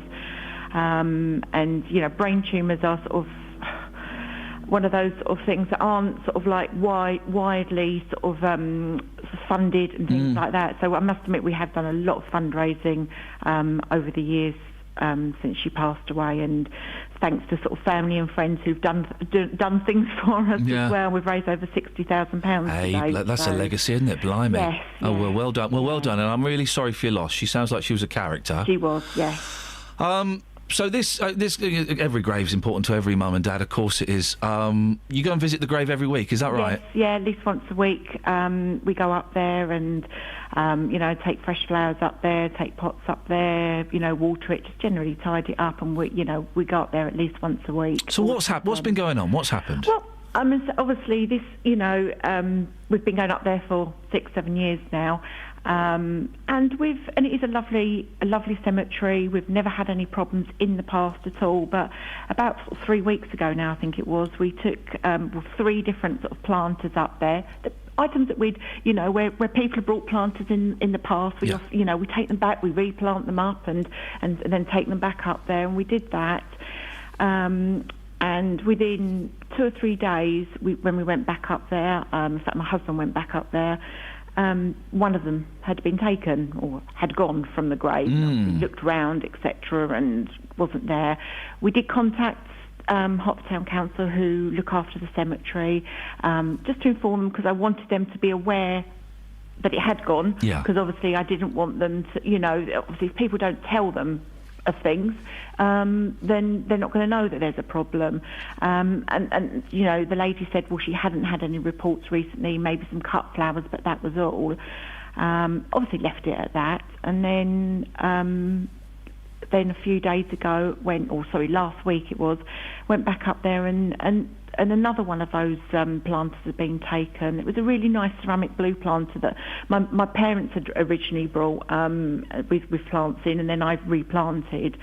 Can you describe it, Louise, just in case there might be a mum or a gran or a husband or someone that's listening, and one of these has turned up as a gift? Well, the first one was like a lilac, metal bucket style planter with the word flowers written across. Okay, so that's quite distinctive, yeah. So that's quite distinctive. The second one was a blue, quite a royal blue ceramic planter, quite glazed, and it was a long planter, sort of not particularly deep, but long. Yeah. And I planted that one up. I think I planted up with busy lizzies, and I think the other one I planted up with some petunias and some verbena and those sorts of bits. In fact, they were in the purpley sort of similar purpley colour to the actual bucket or the actual planter. So yeah, if somebody has been given these as presents, I just wanted to sort of really get out there that you know, to try and not shame the person, but, you know, to stop them from doing it again, because of, it's just, you know, to take things off a grave just isn't right, you know, it's just... I don't get it. You know, I don't get it. No, somebody's got no morals to take something off of a, you know, a grave, a child's grave especially, but anybody's grave, you know, it is just wrong. When you found out, when your husband came home and said, well, I've just been to see Bethany and you'll never guess what, how did that make you feel? Well, actually, he rung me from there. Right, okay. Because he was sort of so annoyed, upset about it. And I said, well, look, before we check, you know, do anything, I said, I will just like ring my mum to check she hasn't taken it because it didn't look very good or something had happened to it. And so I rang my mum up and she was like, no, they hadn't taken it, and you know, to replant it or anything like that. And I was just, I think it was just disbelief. I just like, I can't believe that somebody would have taken it. And so when I then went up there and the second one had gone, I was upset. You know, it's just, you know, we like it to look beautiful. We like it to look pretty up there. You know, we like it to be colourful. And, you know, and it you know, with those two taken off and sort of, you know, bits falling off the trees and things like that, you just think, oh, it doesn't look nice now. So we sort of, you know, this weekend we went up there and we sort of gave it a good tidy up, and we planted good for you. and plant straight into the soil, because we thought, well, if people are going to take things, the pots away, let's put things into the soil. Isn't that sad, though, that you feel that you can't leave something like that there? I know. And I have heard other people say to me, you know, they're not necessarily from that cemetery. I've had, you know, cut flowers taken as well in the past. Oh, we had a story maybe about a month or 6 weeks ago of a fella who's... I'm going to get this wrong. It was either his wife or his mum's grave. I think it may have been his mum's.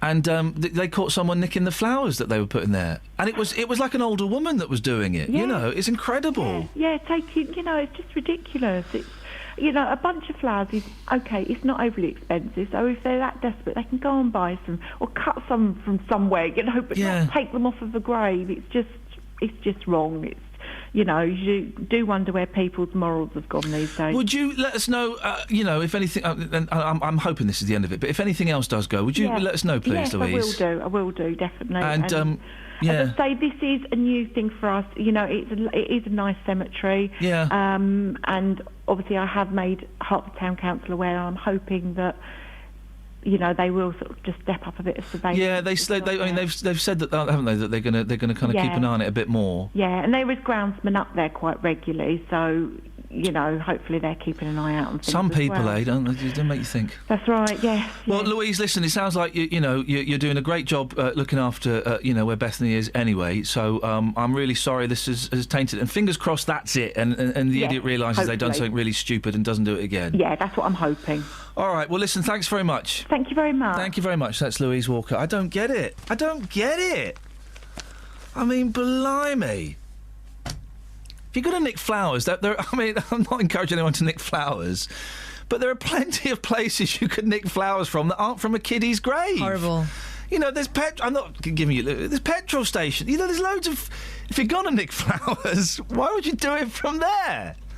Oh, dearie me. Well, didn't she sound like a remarkable mum? Well done, Louise, and thank you for that.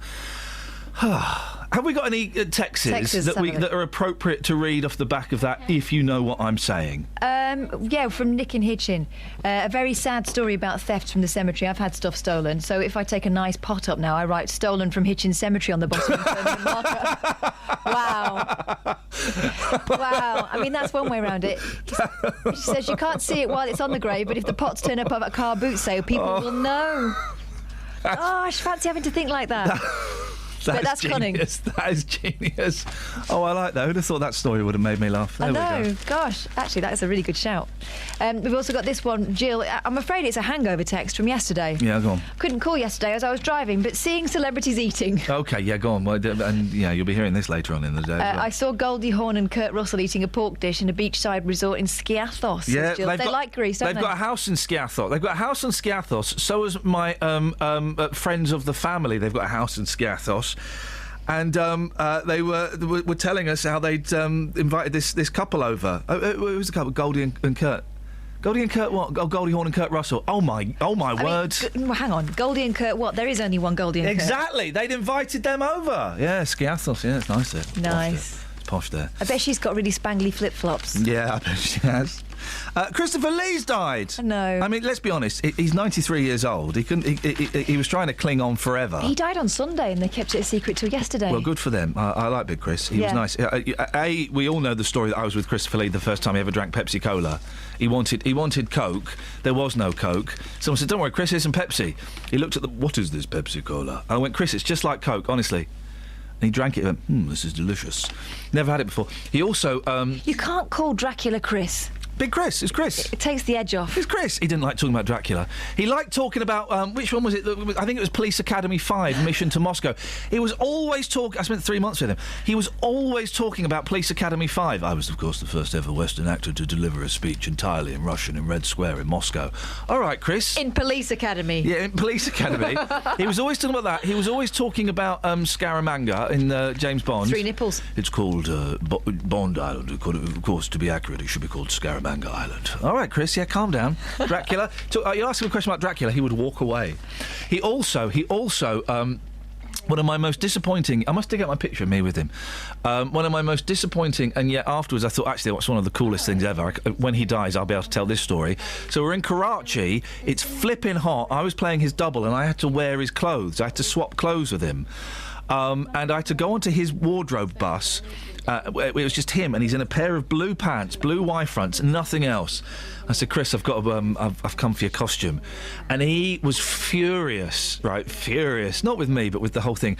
And he gave me the biggest rollicking of my life. Why? Because he wouldn't take his pants off? No, because I didn't need his pants. But he thought it was disgusting, and rightfully so. That there was only one set of clothes, and we had to share them. Rightfully so. It was a low-budget film, and he was outraged, and he was just shouting at me on the bus, and I was genuinely upset because I really liked him. He was a nice guy, and I was genuinely upset. Then as I walked off, I thought, actually, that's probably the coolest thing that's ever going to happen to me. Did the pants not take the edge off? It was Dracula in his blue pants having a go at me on a bus in Pakistan. That man is the reason why I really do snuggle up in bed now, because I used to always keep my neck covered just in case. Those films scared me. They scared me silly, and they're ridiculous, aren't they? They are ridiculous. He was a funny man, Chris. He was a grumpy man, and he was every right to be grumpy, particularly on that gig, because he was getting treated like a piece of mutton. 08459 455 555. Travel news for beds, cards and bugs. BBC Three Counties Radio. It's busy on the M1 southbound at junction 10 for the Luton Airport Spur Road, and the M25 is busy anti-clockwise from junction 17 for Maple Cross to 16 for the M40. There are also delays on the A414 at Park Street on the North Orbital Road at the Park Street roundabout, and in Cheshunt on the A10 that's looking very slow on the speed sensors southbound from the New River Trading Estate towards the M25 at junction 25 for Enfield. On the trains, Virgin Trains West Coast have half-hour delays between Watford Junction and London Euston. It's also affecting London Midland services between Harrow and Wilston and London Euston as well. Samantha Bruff, BBC Three Counties Radio. Across beds, hearts and bugs. This is BBC Three Counties Radio.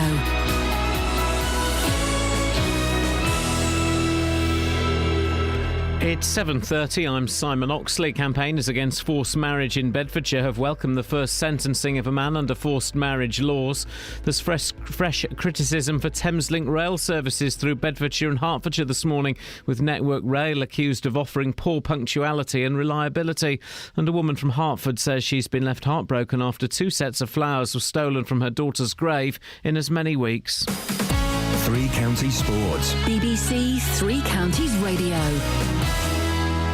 Liverpool have turned down a bid of £25 million from Manchester City for winger Raheem Sterling. Liverpool value the England international, who has also been linked with Arsenal and Real Madrid, at around £50 million. Watford defender Juan Carlos Paredes started for Ecuador in their 2-0 defeat by Chile in the Copa America. Meanwhile, Hornets goalkeeper Rennie Gilmartin has signed a new 2-year deal at Vicarage Road. Milton Keynes Olympic champion Greg Rutherford sealed his second Diamond League long jump win in 5 days in Oslo last night. The 28-year-old, who won last week in Birmingham, won with 8.25 metres in his third round leap. I've got 3.5 weeks now to get training before our national trials, and then another 3 weeks, then the London Diamond League. So I'm feeling confident. Hopefully I'll stay in one piece and I can have a great run into the World Championships, and that's the last medal I've got to get to complete the set. I'm aiming to win the World Championships this year, and that's what I'm going for. The inaugural European Games begin today with the opening ceremony in Azerbaijan. 16 Olympic sports will feature, and there's some local interest, as Jeff Doyle reports. 3 British Olympic gold medalists feature: judo star Nicola Adams, Jade Jones in taekwondo, and canoe sprinter Ed McKeever in a pretty low-profile Great Britain squad. Many top athletes have decided against incorporating the Games into their busy schedule, although there are still plenty of Rio hopefuls. Locally, Stevenage swimmer Martin Walton has made the journey after impressing at Hatfield Swimming Club. In shooting, High Wycombe's Abby Ling is there, as is Tim Neal, who uses the Northampstead shooting ground near Royston. And England's cricketers play New Zealand at the Oval today in their second one-day international. It follows Tuesday's record-breaking win in the first game at Edgbaston. BBC Three Counties News and Sport. The next full bulletin is at 8. They actually drove across the green when the kids were coming back from school and nearly knocked women over with toddlers, and it got that bad. My husband went after them on his own motorbike and pulled them off. Call 08459 455 555. BBC Three Counties Radio. It was Louise, wasn't it, we just spoke to? Didn't she speak with great dignity? Wasn't she a lovely lady? 08459 455 555. Now, is he on a telephone or is he on one of them stupid computers that makes a wicked delay? Scoins, can you hear me live? Oh, don't be an idiot. Hello. You're such an idiot. And you are literally such an idiot, because yesterday... Have you managed? Have you calmed down? Because I bet your legs are red raw with you rubbing them with excitement. What were you doing yesterday, Scoins? I was following the select committee of HS2 around the Chilterns. If a young 12-year-old Paul Scoins had been told he'd be following the select committee of the HS2 around the Chilterns, you wouldn't have believed it, would you? He wouldn't have been able to contain himself. So, how did it go, mate? Good bands. Lovely. I saw some great pictures on Facebook of some bread. Oh gosh, yeah, that bread was nice. And do you know what? Next to that bread was even more delicious cheese. And I was really annoyed because I was like, "Oh, do you reckon?" I said to the lady, "Do you think this will keep in a car for 7 hours?" And she said, "I'm a good salesman, but I couldn't be true to myself if I said yes." It was my birthday this week, Paul. Thanks for the card. It's tomorrow though, isn't it? No, mate. Isn't it? No, mate. It was Tuesday, the 9th. I think I'm still waiting for my one from February, but that's by the by. Well, I knew you wouldn't get me one for my one in June, so I didn't. So we're quits.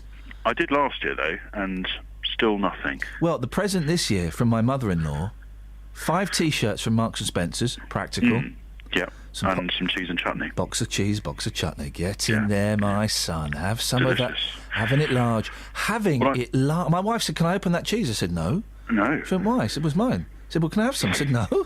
What do you mean? I said, "You're not having it. It's my cheese. Get your hands off." In fairness, I haven't seen you since your birthday, so you don't know that I haven't already bought you something. Have you bought me something? Might have done. I ask you, Mr. Scoins, bearing in mind you're on the radio and people are listening, have you bought me something? Yeah, I've bought you something. What have you bought me, Scoins? Well, I can't tell you. It wouldn't be Is it a picture? present. Is it a picture of you sledging on Christmas Day? Yes, it is. Oh, wicked. Widely Scoins, available. so you follow the HS2 posse around. It was brap. It was wicked. It was all kind of ting. Yeah. No, it was great. We did lots of different places, and it was great. And at the end of the day... It's like the Radio 1 Roadshow. You're kind of our Smiley Miley. Yeah, I felt like it. I bet you did, mate. Yeah. Are they going to build the train or not? Probably. Okay.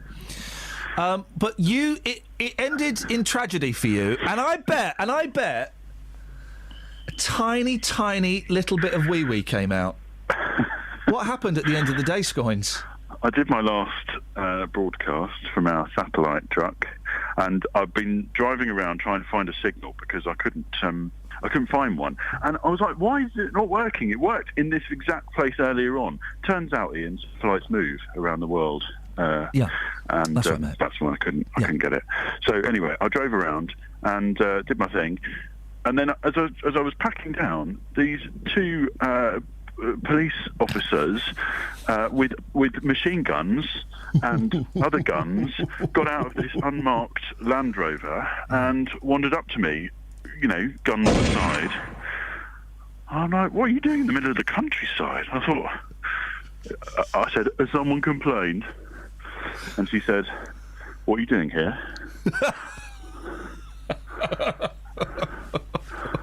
What? I'm just done and I said, I've just done a piece about the HS2 Select Committee. And she looked at me and said, why are you here?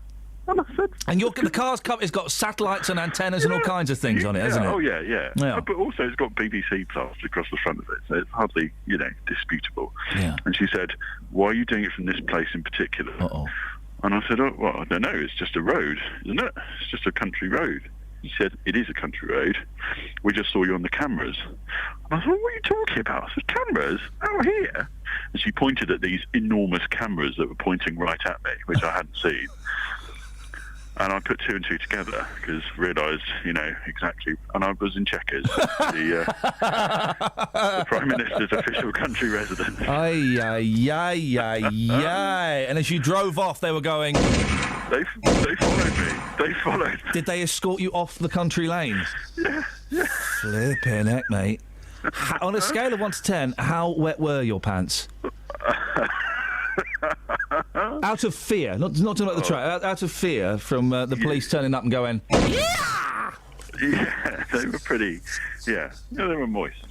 Okay, well that's it. And of course, you say that the vehicle was plastered in BBC propaganda because IS would never think of going undercover, would they? That would be Al Qaeda wouldn't think of using a disguise, for crying out loud, as they're launching their rockets and going. Well, you managed to escape, Scoins. Yeah, you're right. Most of the 1970s, the IRA were disguised as Radio Derby. We'll get a complaint about that. You know that, don't you? From Radio Derby. It'll come to your show. Scoins, listen, we can't go into too much detail. Hashtag Project Dark. Yeah. I've got to say, the team here are a little bit gels. They're well gels. Well, you've broken the second rule of Project Dark. Yeah. What's the second rule? Was the first rule telling me that he was going to do it and then saying, oh, but I can't tell you anything about it, no. No, the first rule is observe the correct health and safety procedure.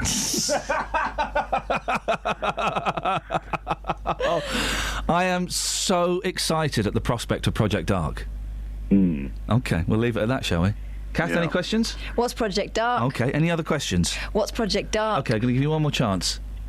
What is Project Dark? Okay, Scoins. Well, we'll keep talking about it, yeah? Scoinsy, speak to you fair, eh? I've got a question for you. Scoins, just put the phone down now. Okay. Bye. He's gone, I'm afraid. Oh. You've lost him. Never mind. So, did you ever use a Ouija board, Catherine Boyle? If my mum's listening, no, I would never do that. I might unleash hell. Betsy, you're young. In real life, yes. Ever used a Ouija board? No. Why not? We don't have one. There we go, that will explain it. We didn't really use a board. I was on holiday in France, and me and some other kids got hold of a piece of paper and drew a Ouija board on it. Strangely, it still worked. Yeah, there was a great shop in Slough. It was on the Bath Road, and you had to kind of. It was like off the trading estate, and it was above like a car dealership. Yeah, right? I know it. And it was called like it was like a witch's shop, man. And they sold Ouija boards. They sold rubbish like crystals and stuff. You mean occult supplies? Yeah, it was occult supplies. As opposed to cult supplies, which, boy oh boy, that's a completely different store.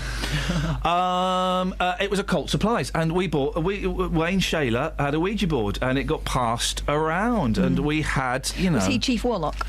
He was Chief something, yeah.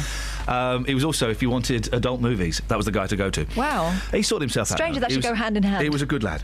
But we had a Ouija. It's like Shags, you ever used a Ouija board? No. Why? I'm not interested. What do you mean you're not interested? You're not interested in putting your fingers on a pointer while you're high or drunk and pretending that dead people are talking to you? No, I'm busy sleeping if I'm drunk. Sleep. Let me just remember to sleep. I know. Hang on.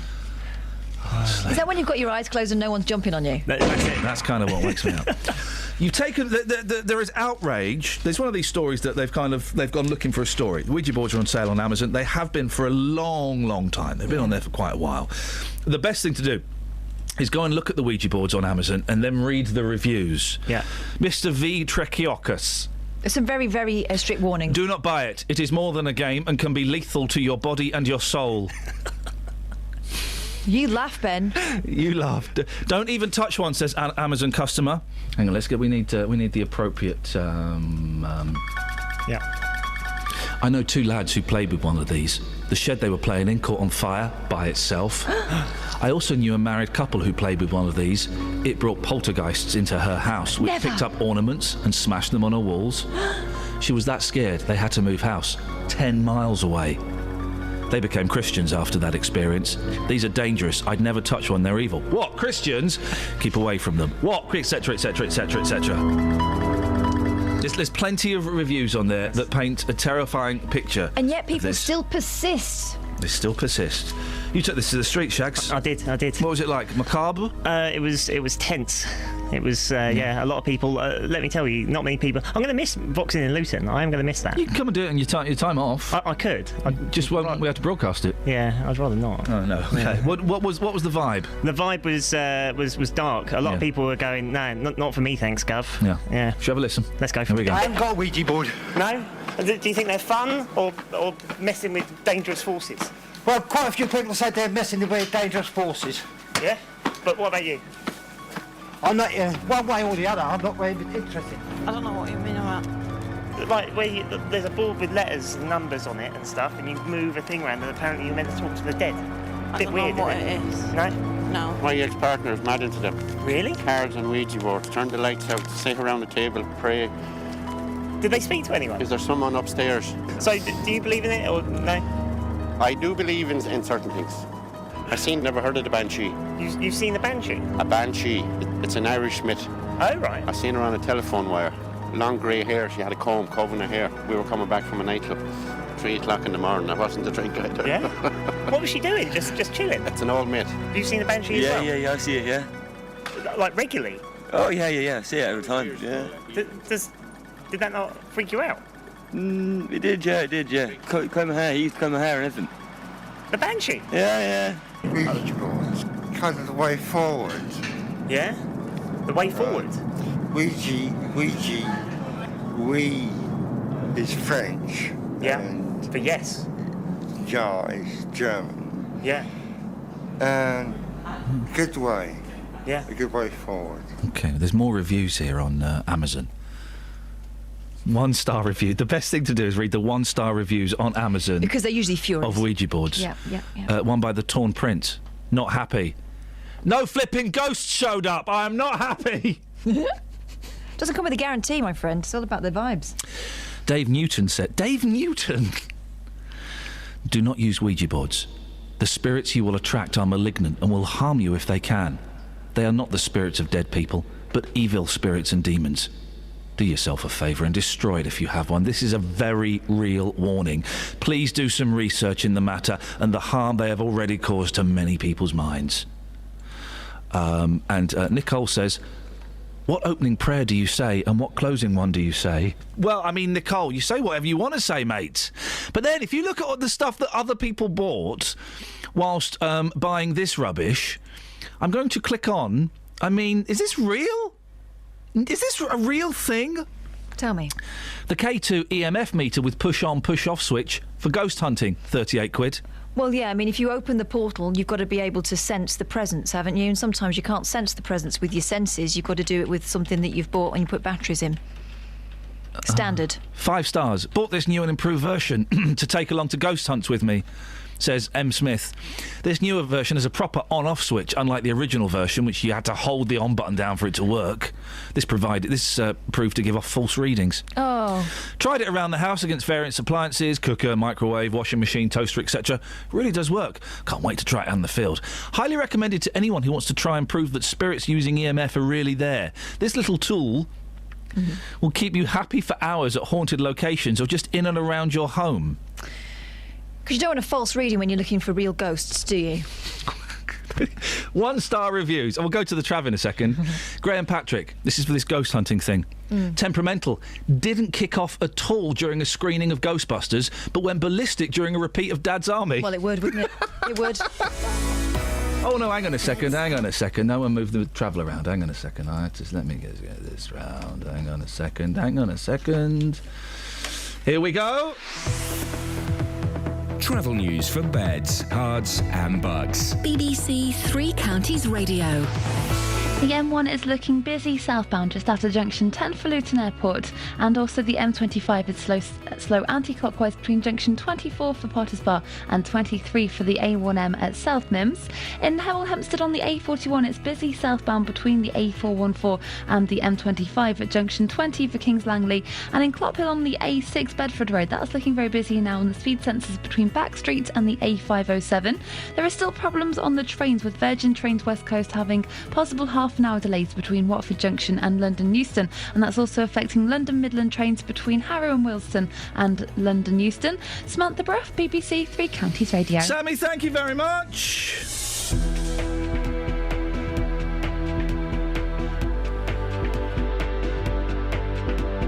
7:47. It is Friday, the 12th of June. I'm Iain Lee. These are your headlines on BBC Three Counties Radio. Campaigners against forced marriage in Bedfordshire have welcomed the first sentencing of a man under forced marriage laws. There's fresh criticism for Thameslink rail services through Bedfordshire and Hertfordshire, with Network Rail accused of offering poor punctuality and reliability.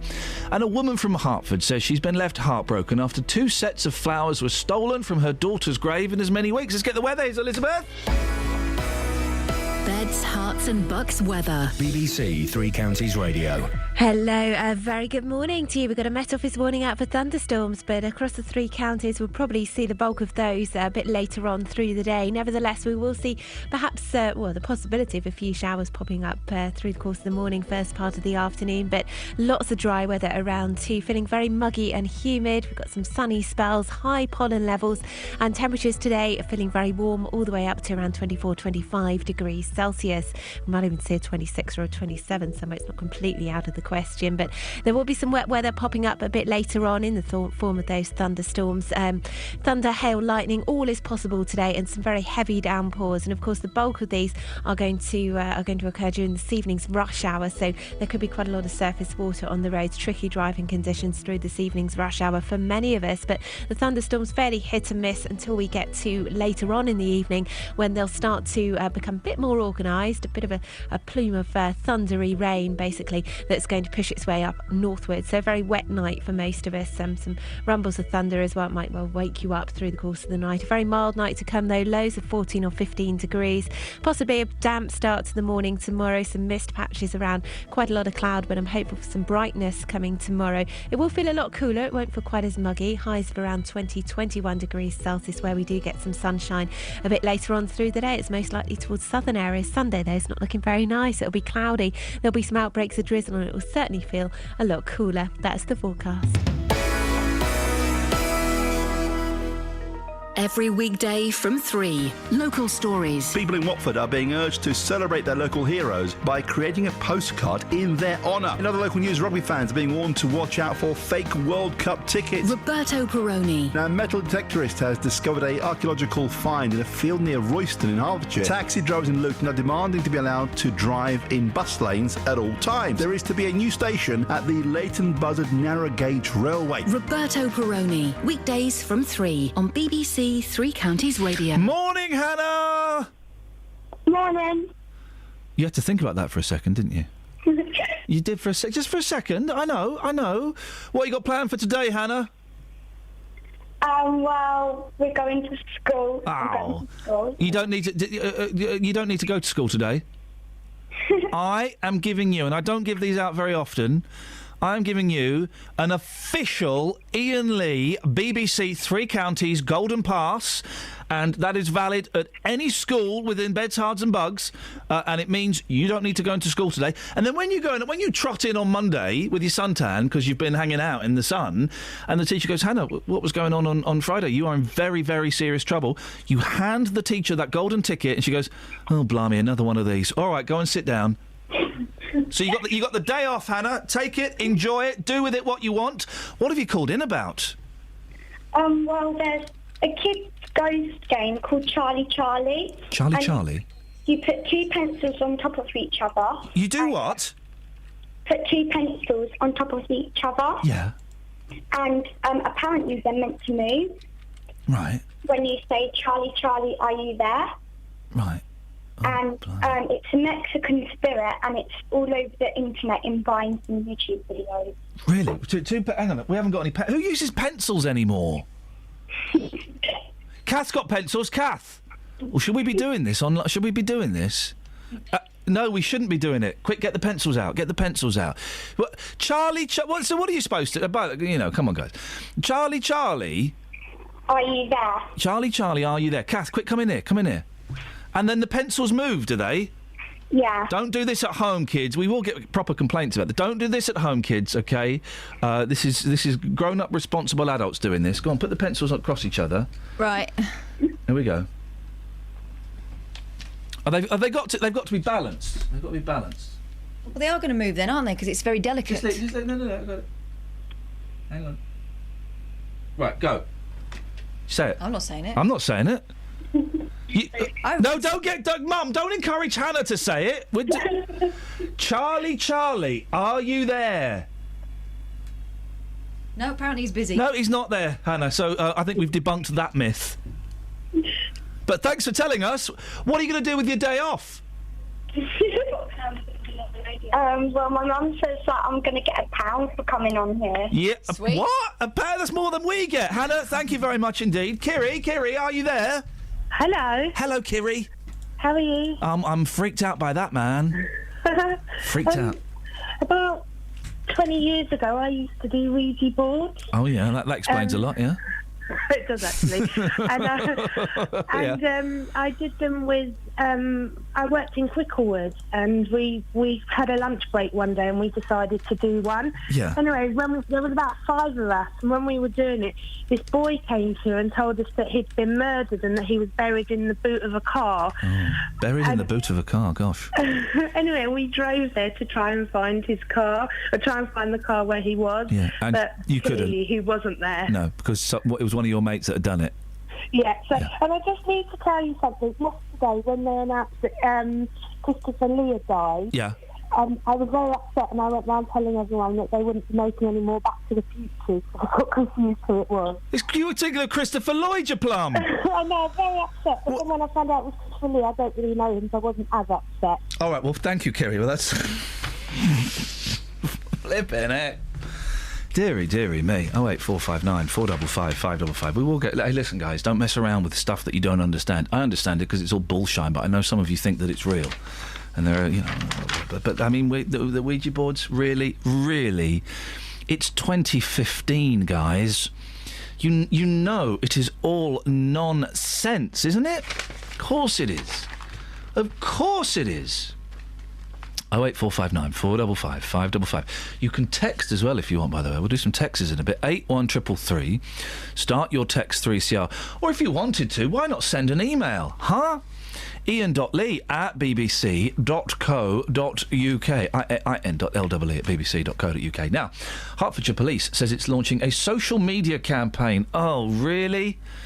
Around the dangers of taking illegal highs. Ross Cracchiolo is a father from Cheshunt who successfully protested against a shop in Waltham Cross from selling them. Morning, Ross. Good morning. Remind us why this is so important to you.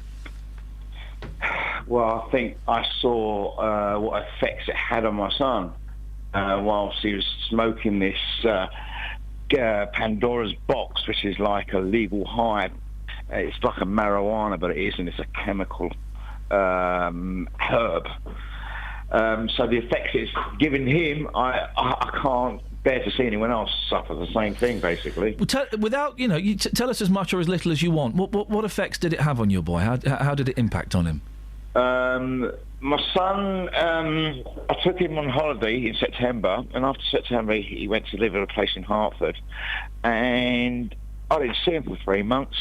The reason being, he was smoking this stuff because he was introduced to it in this place, and he was living in the place in the dark, in a room, couldn't be bothered to go out, curtains shut, vomiting, so I hardly saw the guy. He just locked himself away. He was sleeping for about 16 hours at a time without looking after himself. And, like I said, vomiting every time he ate. So every time I took him somewhere to eat, he just vomited it up. How's he doing now? Is he on the mend? Yeah, definitely. I managed to protest, and it was successful after about 2 or 3 weeks. I think with the pressure from everywhere else, he stopped smoking it. The reason being because they didn't sell it no more. They stopped selling it. So your protest kind of forced the shop to rethink what they were doing, and they stopped selling all of that stuff? I hope to think so. Yeah. I found out a couple of weeks later that they weren't selling it no more. My son wasn't buying it anymore with his mates, and it was successful. We don't know much about what Hertfordshire Police are doing. Just whenever I read a social media campaign, Ross, I don't, that's Twitter and Facebook, and I just wonder if young people, I just wonder if people like your son and other young people are going to take any notice of the police sending out tweets and Facebook posts. What do you reckon? I don't think so. I think they need to be a lot harder on the facts. They definitely a lot harder. This festival's going to come on this summer all over the country. And if they don't work hard at it to stop this stuff, it's going to kill a few more people out there, or make them very ill. Twitter, I don't know, maybe. I think that the authorities, I think they overestimate the power of Twitter. Yeah. I'll be quite honest, I don't know much about Twitter. Yeah. But all I can say is it's better than nothing. I suppose so. Something is better than nothing at the moment because they're taking so long to get this legislation through. It's going to hurt a few more people this summer. Ross, listen. It's better than nothing. I've got to move on. It's good to talk to you. I'm glad your son's on the mend. Thank you very much. Thank you very much indeed. 08459 455 555. Travel news for beds, cards and bugs. BBC Three Counties Radio. There are queues on the M1 towards London between junction 9 for Redbourne and 7 for Hemel Hempstead, and it's also busy on the M25 anti-clockwise between junction 24 for Potters Bar and 23 for South Mims.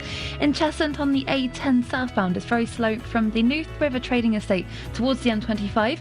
It's busy in High Wycombe too on the A40 London Road in both directions. It's also nearby the roadworks, which could be causing extra delays. In Hemel Hempstead on the A41, that's very busy southbound around the Hemel Hempstead turnoff. And on the Virgin Trains West Coast have 30-minute delays between Watford Junction and London Euston. It's also affecting London Midland services between Harrow and Wildston and London Euston as well. Samantha Burff, BBC Three Counties Radio.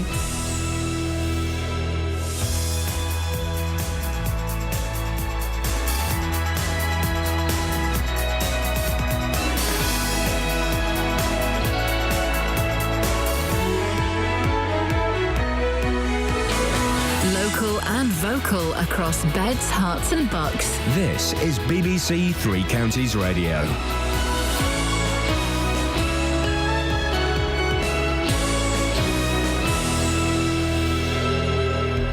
It's 8 o'clock. I'm Simon Oxley. The headlines: Bedfordshire campaigners welcome forced marriage sentencing, fresh criticism for Thameslink rail services, and Hertfordshire woman's anger at thefts from daughter's grave. BBC Three Counties Radio. Campaigners against forced marriage in Bedfordshire have welcomed the first sentencing of a man under forced marriage laws. The 34-year-old was jailed for 16 years at a court in Wales after admitting making a 25-year-old woman marry him under duress last year. Luton campaigner Dr Nazia Khanum says the sentence will send out a strong message, although the case is not a typical one. I think it's very important. It's going to send a very strong message to people who are perpetrators of forced marriage, obviously. But it's a very untypical case, because normally we hear about families forcing young girls or boys into marriage. But this man is not really a family member.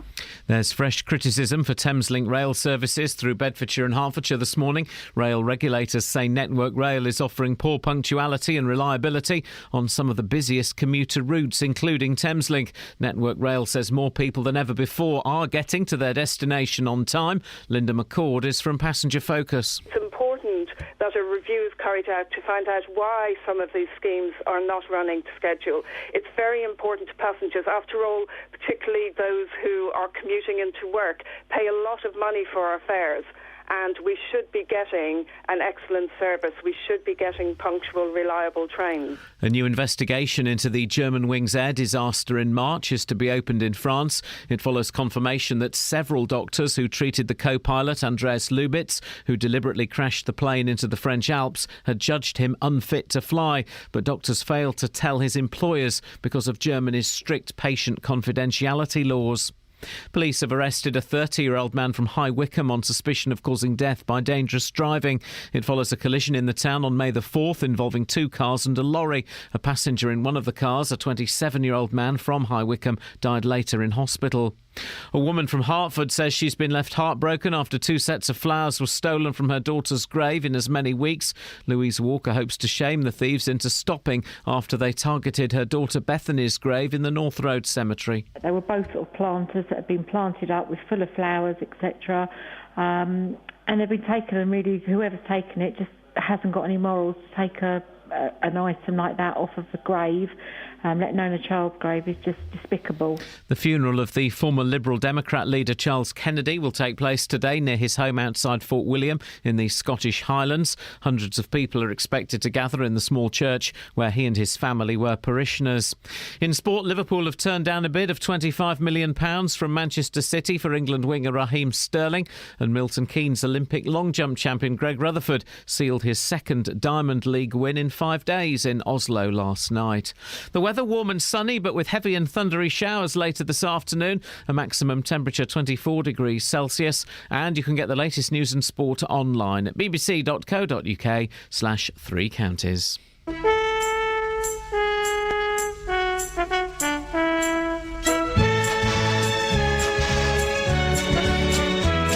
There once was a wealthy man who had a wonderful idea to bring children from all places with all kinds of faces together into a sailing ship. There were 40 boys and girls. They would sail their ship around the globe, so they called it the United World. The ship was just 3 weeks from shore when a hurricane bore it down. The waves were big as mountains. They found they would surely drown. They jumped into the lifeboats, rowed away from the wreck. They didn't count them, they hadn't time. 5 children were left behind. The children fought the storm all night and finally fell asleep. They didn't realize the ship had been blown across a reef into the Lost Islands. What? Hiding in the bushes was a watchful pair of eyes, and living in the valley were people lost in time, ruled over by a tyrant whose face was in a mask. The children must defeat him so they can escape at last from the Lost Islands. The Lost Islands. My beds are all to cock this morning. Never mind. 08459 455 555. Have we got any texts before we crack on with Let's this? have a look. Here we go. Let me see. What car was it, says Peter? I've got no idea, Pete. Can't No. help you with that one, mate. Because I don't know what you're talking about. Simon the Ghost Hunter Yes. says Charlie Charlie is a promo for a movie and is a load of bull. Says Simon the Ghost Hunter. And Pat says, hi Ian, I had a Luigi board and we managed to raise the spirit of Jack Daniels. Ladies and gentlemen, thank you very much indeed. He did a funny. Now, campaigners against forced marriage in Bedfordshire have welcomed the first conviction under new laws. A 34-year-old man has been jailed for 16 years after admitting threatening to kill a woman and her family if she didn't marry him. He also pleaded guilty to charges of rape, bigamy and voyeurism at a court in Cardiff. Well, Colgit Lally is a solicitor in Luton and deals with cases of forced marriage. Morning, Colgit. Morning. This isn't a forced marriage in the way that I thought. This doesn't sound like a traditional forced marriage. 16 years for rape. Yeah. Just 4 years for the forced marriage. Isn't the 4 years, and you'll correct me if I've got this wrong, okay? The 4 years for the forced marriage, is that the maximum term for forced marriage? Yeah. Okay. And this law has been in place for a year. This is the only prosecution that's happened, as far as I'm aware, and yet. And I'm so happy about it. I'm so happy that finally a court has done this. Do you think this is the breakthrough moment, Colgett? Absolutely, absolutely. I'm so happy about it. When forced marriage has been spoken about on this show before, it's always been talked about as parents forcing their young daughters to do this. This is a very different scenario. This is a very different scenario, isn't it? You and I spoke in 2008 when the law actually came into force. Right. But, I'm so happy about this. Finally. It's not just a piece of paper. Even though it doesn't follow the traditional pattern of forced marriages that we've spoken about before? In what sense, sorry? In the sense that that it doesn't follow the traditional pattern of forced marriages that we've spoken about before? Yeah, well, it hasn't, because judges haven't done their job. And finally, somebody in Cardiff has. Right, because when we've spoken about it before, it's generally, isn't it, parents that are forcing their young daughters to marry. This is a very different scenario. Well, it's a 24-year-old, isn't it? Yeah. So, yeah. Yeah. So what impact do you think it will have on young 13, 14, 15-year-old girls that are forced into marriage by their parents? Hopefully a good impact. That, look, there's a law that can help me. Fingers crossed. All right. OK. Colgett, I'm going to move on. Thank you very much indeed. I think. Colgett Lally, solicitor in Luton, who deals with cases of forced marriage. On FM, AM, online and digital radio. This is Iain Lee. On BBC Three Counties Radio.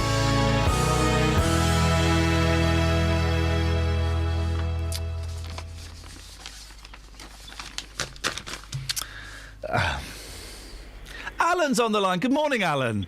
Good morning, Ian. How are you? Great show, per usual. Thank you very much. I'm hoping you'll be able to follow my line of questioning. What have you called in for? I've called in about Luigi boards. The Luigi boards, yes, sir. Listen, it must have been about 25 years ago, I was at a party and someone said, should we play Luigi board? And I was a bit curious about it, and everyone said, yeah, go for it. But, you know, the woman was sitting there, you've got to have a minimum of a couple of fingers on the glass to make it move. Yeah. She was going, anybody there? It wasn't working. I put my finger on it, and she said, who do you want to talk to? And it said, Alan. But the glass, you know, spells your name out. Yeah, didn't it just? What made me curious was that there's no pressure on the glass, it just glided across. Yeah. So I thought, they're just trying to play a trick on me. Yeah. I asked it 10 personal questions that only I know, and it got every one right. How weird is that? Give us one of the personal questions, Alan. Well, when I was younger, my mum and dad got divorced and separated. My dad changed my surname from Smiley to Richards. Yeah. And not many people knew that. And I asked it that, and it got it right. I asked it my real mother's name, and it got it right. I asked where I was born, it got it right. And I actually asked it and said, well, what did my mother do? And she just sort of dumped me and run off. And you got that right as well. And okay. Did any of the people who were fingering the board at the time know this stuff? No. Were you touching the glass? Yes, because you have to have the finger on the glass, yeah. And the glass just glides across. What amazes me is, like, if three of you put the glass on the table now, you'd feel the pressure being pushed towards you, wouldn't you? You'd sort of fight against it, but it just glided across the table. Did you push it? No, because it was just spelling out. It spells out the words. Yeah. So were you pushing it to spell out the words? No. This is freaky, man. This is freaky stuff. And even asked me where my sister was living, and she used to live in Ireland, and they got that right. And I said, what's the name of her children? They got that right. You got that right, everything I asked it right. You got it right. Okay, so once you'd established that you were talking to, I don't know, the dead, I don't know. I thought to. Did you not ask it? Oh, yeah, but it wouldn't answer. But no, that was the main thing, because we was on it for 2 hours, because when I took my finger off, it wouldn't talk to anybody else. Right. So when I put my finger back on again, it started moving, it started talking to me. And I kept saying to reveal yourself, who are you? Yeah. Reveal yourself, So who are you? you'd established that you were talking to a spirit, let's say. Yeah. Did you then, I mean, what did it answer any questions that weren't about your mum and dad? No, it was just about because I thought the other people were trying to play a trick. So I thought the only way to get around it is to ask personal questions that only I know the answer to, and that I know are right. Can I ask 2 questions? Please don't be offended, because this is my scientific head-on.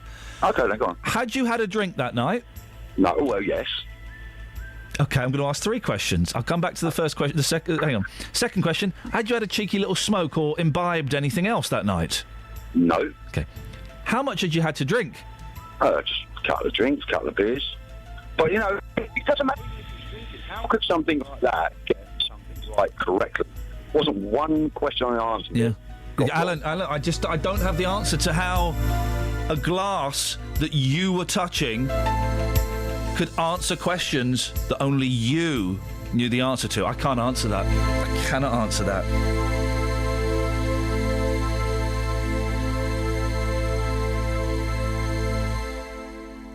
Well, I'm feeling uncomfortable. Still thinking back to that interview just after 8 o'clock, but that's calmed things down a little bit. It's a good job Justin's not here, because that, I'm afraid, is Ev. That's hardcore Ev. That is hardcore Ev. Thank you, Alan. I appreciate that. It's made me rethink. Have we got any texters? Oh, what was that? Charlie? My computer's just crashed. Oh! That's because we're in a rubbish old building, not because of ghosts. What page has it crashed on, Kath?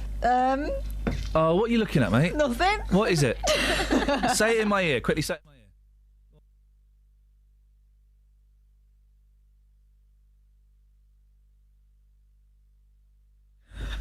ear.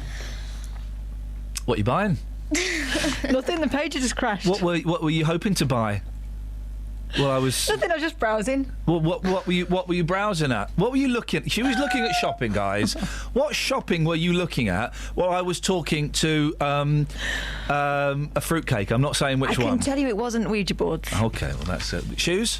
No. Dresses? No. Books? No. Bags? No. DVDs? No. Kelly? Was it Kelly's? We're calling this Project Daylight. Sunnies? No. Sun cream? Secret project. You've got your Project Dark, we've got our Project Daylight. It's Paul Scoins have got Project Dark, yeah. Okay, well, enjoy that, and I'm enjoying mine. Except it's crashed my computer. We won't crash our computer. won't need a computer where we're going. Oh, really? Oh. It's unusual. Where you're going? Oh. What? Going down a hole with Scoins. I'm not saying anything about Project Dark.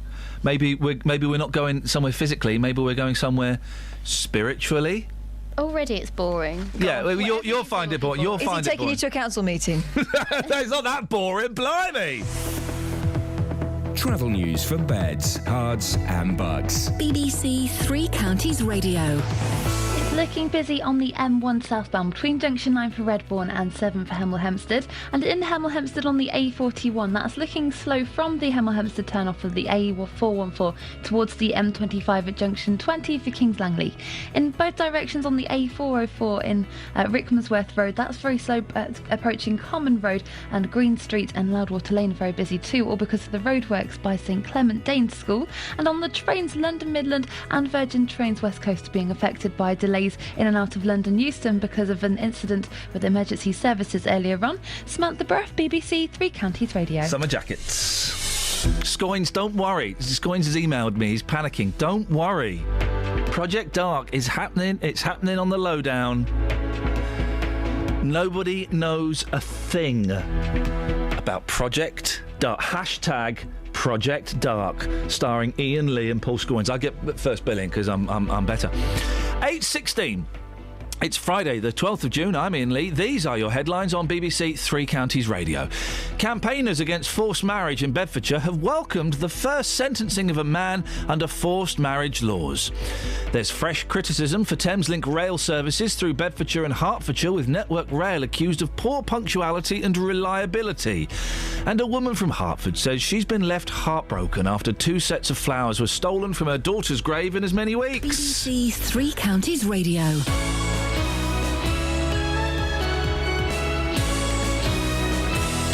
That's it, close the phone, look me in the eye. Just making sure it was off. Yeah. You know. Yeah. I don't want it ringing. No. With my luxury ringtone on your show. What's your ringtone these days? Have you never heard my ringtone? No, go on, let's compare ringtones. Oh. Go on. Oh, well. Compare ringtones like 2 15-year-old girls in the playground. Now, I'm not very good with this phone yet, so it might take me a little time. No, there we go. I think that's it. Right.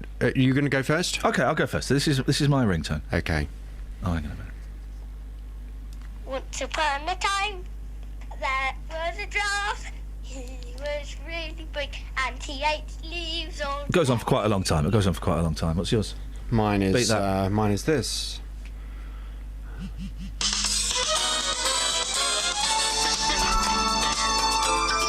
Sparkles and glitter, making love in the air.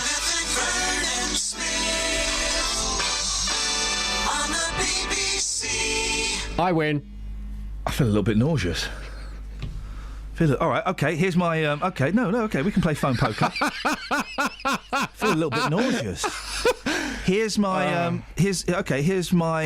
if I get an email. Fish fingers. Yeah, beat that. I know, I just have a luxury ringtone, I don't... I also have this as well. You got an email. Yeah, beat that, You've guys. got an email? Yeah. I haven't. It was just me demonstrating my wicked phone skills. That's very nice. Where did you get that from? Dallas. It's good, I like that. Why don't you use it on the radio? I used to. Did you? I bet. Back in the 70s. What's on your show this morning, you camp old Christmas tree? Coming up on the big phone in this morning from 9. I don't know why I'm laughing, because my blood pressure is already right up there. You know how angry I can get? I do. What are you angry about now? We're going to be discussing a case which has not only angered me, but many of my listeners as well. I don't know if you've been following this. I'm sure you have. You listen intently to the final hour of my show. I know that... Is it the dog woman? Oh, flipping it. Yeah, go on. Lynette took her miniature schnauzer to Bedford Cemetery. She was walking into the park and she went through the cemetery to get there. Now, she hadn't been there before, and she allowed her little dog, who is 11 years of age, to walk next to her, under control, but she didn't have the lead on. But the dog was walking to heel next to her. Well, a council warden saw her, chased her on his bike, and told her that she'd be fined £50 for walking her dog off the lead. Mm-hmm. Now, she said, how am I supposed to know that I'm not allowed my dog on the lead? Is there a sign up? If so, I didn't see it. I didn't realise. And the warden said, yes, there's a sign up at the entrance to the cemetery. And she said, I'm sure there isn't. I didn't see one. So she said, can we go back and have a look? And he said, yes. So they went back to the entrance. No sign. Nothing whatsoever at the entrance to the cemetery that she'd walked through. Well, despite this, Bedford Borough Council have said that they will take Lynette to court. They've also told her if she loses, she's going to get a criminal record. Lynette is back on my show at 9 o'clock this morning. I gather yesterday she went down to the council offices, and Bedford Borough Council have upped their game again. What's the latest? We've had offers, Iain, from listeners to this radio station saying, look, we will pay Lynette's legal costs. We will pay if she loses. This is just a matter of what is right and wrong. There was no sign, regardless of the rights and wrongs of walking a dog off the lead, there was no sign to tell her she couldn't let her dog off the lead in the entrance that she walked through. It's therefore completely and utterly unreasonable for Bedford Borough Council to take this decision. Well, from 9 this morning, I know this is now really worrying Lynette. We heard it last time she was on the programme. She's thinking, I'm going to end up with a criminal record, I'm not going to be able to go and visit family in America, I'm going to lose my job, I'm not going to be able to do anything. Do you think now the time has come that she should pay her fine? From 9 this morning, I'd like your views, your calls, and maybe your support for Lynette as well on 08459 455 555. Nick Coffer on BBC Three Counties Radio. The book is all about how you can use nature to make walking a detective game. There's no cost to spending 10 minutes looking at all this stuff. Three mums from Hertfordshire have got something a little bit different planned. This weekend they're walking the 100 kilometres. We've done lots of training and we're aiming to complete it within 24 hours. Nick Coffer. Is that a maze in front of your house? It's called a parterre. Oh, it's a parterre, is it? I planted it myself with 540 plants, so I know it's a parterre. Award-winning Milton Keynes sports journalist Mike Calvin has written Gareth Thomas's autobiography. I've got to think what you think, I've got to see what you see, I've got to hear what you hear, and that will be an inherently painful process. Nick Coffer, weekdays from 12 on BBC Three Counties Radio. Now, a Hertford woman says she's heartbroken after thieves helped themselves to flowers from her daughter's grave. We spoke to Louise about an hour ago, and I thought she handled the whole situation with dignity, and it's very upsetting. Louise Walker is the lady in question, and the grave belongs to her daughter Bethany, who was 12 when she passed away in 2008. Peter Ruffles is from Hertford Town Council. He runs the cemetery. Morning, Peter. Good morning, Ian. This is unpleasant, isn't it? It is particularly unpleasant, and it's something that just in recent times we've not been subject to in Hertford, although there has in the past been incidents. Yeah. I think there often are in various places, but it's a really a matter of almost, I think, taking some of the love between two people away, because the pot plant in question is in itself, I suppose, just a very small thing, and that's where we worry, because we don't understand why someone would take such a... And also, for those of people who don't, have graves that they tend to, it's it's a very spiritual, very safe, a very private place, and to think that has been invaded and that it is no longer quite so safe, so it's a plant, they can replace the plant, but it's kind of that invasion as well, isn't it? Well, yeah, I think so, and it's, as I say, an interfering, in a sense, with deep love between other people, and that's where the impact is so enormous. I think in our local paper, the Chief Inspector of Police, Jerry MacDonald, has reflected local feeling, really, and indicates the seriousness of the impact of the crime, because he's responded strongly. The paper itself refers to I think a nicking of a plant plot, which minimises the thing. And that's how I think many other people will see it until they think about it. And I suspect that's where the thief wasn't thinking about it. It's why we were so keen to get Louise on the show, to kind of add the human element. Realistically, I know you've spoken to Louise, and or someone in your department has spoken to Louise, and it's been very helpful. Realistically, what can the council do? The council can only, involve the police, who are keen to be involved, but of course they won't be there all the time guarding the grave. The cemetery itself is very heavily visited, if I can put it that way. There's always someone around in the cemetery tending graves. It's a beautiful place, and its beauty, in a way, adds to the attraction of people to look after their individual graves. So we're not talking about a remote and rather neglected graveyard. It is actually something that people are around on. So there's that kind of patrolling. And the staff, of course, the cemetery staff are there, but not there all the time. So we've got to just step up security, but in a broad way. And in a way, we want to catch somebody because we want to do some explaining, but I think your publicity of the whole matter will probably be enough, because it's bound to reach the ears, I would have thought, of a thief. Peter, let's just keep our fingers crossed that this joker has kind of realised that they've been stupid and they stopped doing it. And I really appreciate your time this morning. That's I can't get my head around this. Anyway, that's Peter Ruffles from Hertford Town Council. Across beds, hearts and bucks. This is Iain Lee. BBC Three Counties Radio.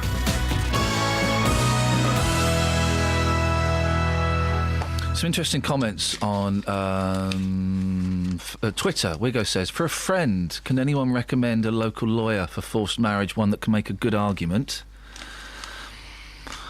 I certainly couldn't, no, not after today. We had an interesting text through around about 8:08, not quite sure what it's referring to, from Lisa in Leighton Buzzard. Says, awkward interview. OK. Don't know what that... don't know what you mean. Is referring to there. Nick in Hitchin says, why don't you play Ouija board by Morrissey? It's very amusing. No. But thanks. Sure. What do you think this is, the Ken Bruce show? Do shout-outs and big-ups now? OK. And Mark in Bedford is furious about your Christopher Lee anecdote. Why? Pourquoi? Well, you claimed that you were with him when he tried... Pepsi Cola for the first time, correct, fact, yeah. Mark in Bedford. Pepsi's nothing like Coke. Oh, shut up, man! It's really similar. I would say, all right, I'm supposed to be impartial, BBC. I couldn't say this at the other place this afternoon, so suck it up, fuzzball. I prefer Pepsi. And you know the Pepsi challenge? Yeah, I was going to say... That was a fix, because it wasn't Pepsi versus Coke, it was Pepsi versus, I don't know, Panda Pops or something. Roller Cola. Yeah. Pepsi versus Nissa Happy Shopper Own Brand. That's what it was. That's what it was. It was a Swizz. Why did Panda Brown. Why did Panda never take off the same way? I mean, it's not just marketing, is it? I don't know. Why did Panda never take off? It's not just marketing, is it? It's not very funny. It's the worst joke ever. I wouldn't open with that. No, I was just, musing on Panda because it was quite prolific back in the 70s. I don't get it. I don't get it. No, well, no one did. Even though it was a lot cheaper. Status Quo. You read about Status Quo? Not lately, no. Well, you should have done, mate. What was... Oh, I know. Invite pans. Anyone that spends $2,000 on pans deserves to get ripped off. Listen, they're living in Spain. I'm imagining, they've not got a lot to do. Someone turns up and offers them some posh pans. His wife's a bit of all right. Well, it's his third wife. Yeah, conned on the Costa. Quo star falls for £2,000 frying pan fraud. After 2 years of rock and roll excess, they made a film, Status Quo. I'd love to see that. I wonder if it's on Netflix, which I'm going to cane for 4 weeks. I'm going to cane for 3 weeks and 6 days, and then I'm going to cancel. I would never do that. I'm doing that. You know Netflix is entirely free for as many email accounts as you've got. What was this about Status Quo? After 2 years of rock and roll excess and 2 divorces costing him millions, it's no surprise Rick Parfitt finds it hard to pass up a chance to save a bob or two. But the Status Quo guitarist's hunger for a bargain has come back to bite him and wife Lindsay, after both were swindled by con men claiming to be selling luxury kitchenware. Luxury kitchenware! You're still going to be going at it with a Brillo pad within 3 weeks and ruin it. The couple were duped out of more than £2,000 within days of each other by crooks posing as Swiss salesmen in slick suits and driving BMWs near their home on the Costa del Sol.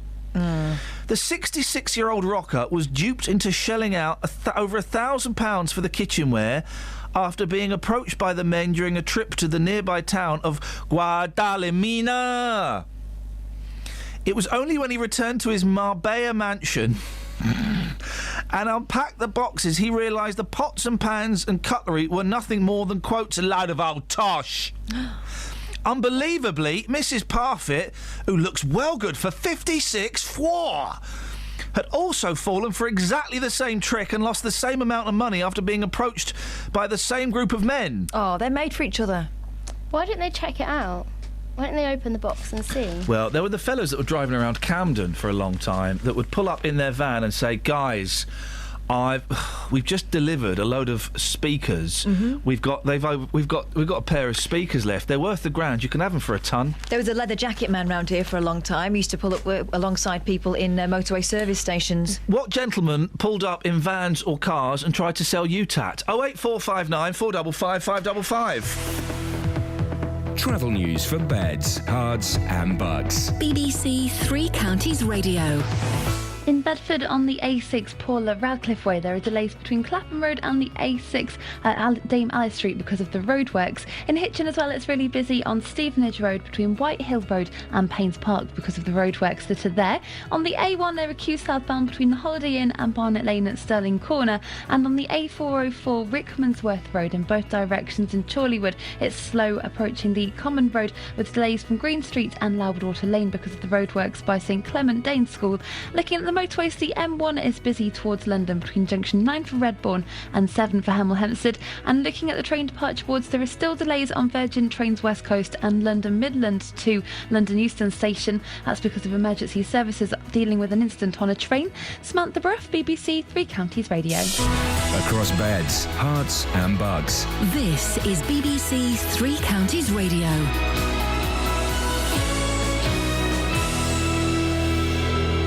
It's 8:30. I'm Simon Oxley. Campaigners against forced marriage in Bedfordshire have welcomed the first sentencing of a man under forced marriage laws.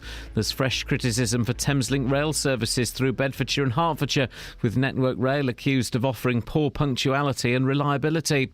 The Independent Police Complaints Commission has announced it won't investigate the way South Yorkshire Police handled the most violent clash between picketers and its officers at the height of the miners' strike in 1984. And a woman from Hertford says she's been left heartbroken after 2 sets of flowers were stolen from her daughter's grave in as many weeks. Three Counties Sports. BBC Three Counties Radio. Liverpool have turned down a bid of £25 million from Manchester City for winger Raheem Sterling. Liverpool value the England international, who's also been linked with Arsenal and Real Madrid, at around £50 million. Watford defender Juan Carlos Paredes started for Ecuador in their 2-0 defeat by Chile in the Copa America. Meanwhile, Hornets goalkeeper Rennie Gilmartin has signed a new 2-year deal at Vicarage Road. Milton Keynes Olympic long jump champion Greg Rutherford sealed his second Diamond League win in 5 days in Oslo last night. The 28-year-old, who won last week in Birmingham, won with 8.25 metres in his third round leap. I've got 3.5 weeks now to get training before our national trials, and then another 3 weeks, then the London Diamond League. So I'm feeling confident. Hopefully I'll stay in one piece and I can have a great run into the World Championships, and that's the last medal I've got to get to complete the set. I'm aiming to win the World Championships this year, and that's what I'm going for. And England's cricketers play New Zealand at the Oval today in their second one-day international. It follows Tuesday's record-breaking win in the first game at Edgbaston. Will there be another score of over 400? Here's batsman Joe Root. It's not very likely that that's going to be the case, but I think the key thing for us is that obviously the consistency is something that we're going to really try and work hard towards, but is making sure that we still go out there with the same frame of mind. It's not going to be something that's going to happen every time we go out there to take the field, but it's about trying to make sure that we give ourselves the best chance of getting a big score and setting a game up that we can hopefully win. BBC Three Counties News and Sports. The next full bulletin is at 9. On FM, AM, online and digital radio. This is Iain Lee. Bad news. BBC Three Counties Radio. I've been told that Netflix have tightened their ring. Oh, hang on a minute. They didn't tighten it yesterday, did they? Well, they did tighten it yesterday because they put the price up from $6.99 to $7.49 yesterday. Yes. Did they? Yeah, they did. On me. That's on option 2. And I thought, well, back in the day, I'm talking a couple of years ago, when I'd had a lumbar puncture actually, and I was I had to lie down a lot. You could sign up to Netflix under one email. Yeah. Just before the month, and they got charged. Cancel that. Sign up on another. Cancel that. Sign up on another. They've changed it. It's down to the bank card now. Oh. So can I borrow your bank card in just over 3 weeks' time? Would that be possible? If I can borrow yours. Yeah. I think I might have more fun with yours. Have you got any Texas? Yeah, probably. If you just close Amazon. I'm not on there now. Okay, right, fine. Thank you very much indeed. No, I haven't got any more. Hang on, let me just refresh. I may be wrong, or it may be the spirits. Is there anybody there? No. Great. Well, Paul Scoynes got caught by the fuzz the other day. He could have been attempting an assassination attempt on David Cameron. He wasn't. He just stopped to erect his aerial and a satellite dish just outside Chequers. What's an assassination? Is that like death by facial hair? No, if you noticed, I did an internal spoonerism, then I corrected myself. Oh, did you? Yeah, thank you very done. much indeed. An assassination attempt. Yeah. Became an assassination attempt. Good. Where have you been caught where you shouldn't have been caught, Ben? You've taken this to the streets. I have, and this perfectly illustrates how wonderful Luton is. There's just this 1 minute 20 seconds. Gosh. It's just, yeah. Well, let's hear it. Have you ever been caught somewhere you shouldn't have been caught by someone? Don't understand. Caught? Have you ever been caught somewhere you shouldn't have been? Caught? Caught as in catched. Someone finds you somewhere you shouldn't have been. For what reason? I don't know. Yeah. Yeah? What happened? I was in Primark and I turned round and I walked out with a pair of sunglasses that cost me £3 and I got an £80 fine because I realised I was stoned and I shoplifted them. Oh, no. So you just forgot to pay them? You thought, oh, these look nice? No, and... I went in there with the sole intention of stealing them. Oh, God. But unfortunately I left the UV sticker on. So you got caught, straight away afterwards? Yeah, no, the security guard got the front come up and the security guard at the back come up. Oh, blimey. And called me. Well, and I suppose you haven't done it again, no? No. Have you ever been caught somewhere you shouldn't have been caught by someone? Oh, I can't remember. Have I ever been caught somewhere where I shouldn't have been caught? More than once. Yeah? Someone's bedroom once where I shouldn't have been. Were you chased off? I hid in the wardrobe. Did people actually do that? Yeah, I did. And you didn't get caught? very old. It was an old-fashioned trick. And you didn't get caught, no? No. Deary me. What naughty people are living in Luton. There you go. Geezers. They were proper geezers. I think, Proper weren't they? geezers, Yeah. weren't they? Thank you for that, Shag. That's all right. Now, why are you wearing a jumper? It's chilly on the streets. You're nuts, mate. It's boiling hot. You've got a jumper and a polo shirt underneath it. What on earth is going on? That's insania. It's all right. I roll up the sleeve. No, jumpers in summer. No, It's not summer. It's June. That's not summer, is it? I thought it's still technically spring. June is summer. Is it? Yeah, sure. Why not? But I thought... Out. Get out. Get out. Sorry. It's unbelievable. I can't understand that. The French boys used to always wear jumpers in discos. It was inadvisable. It's confused the hell out of me, that has. I'm wearing summer.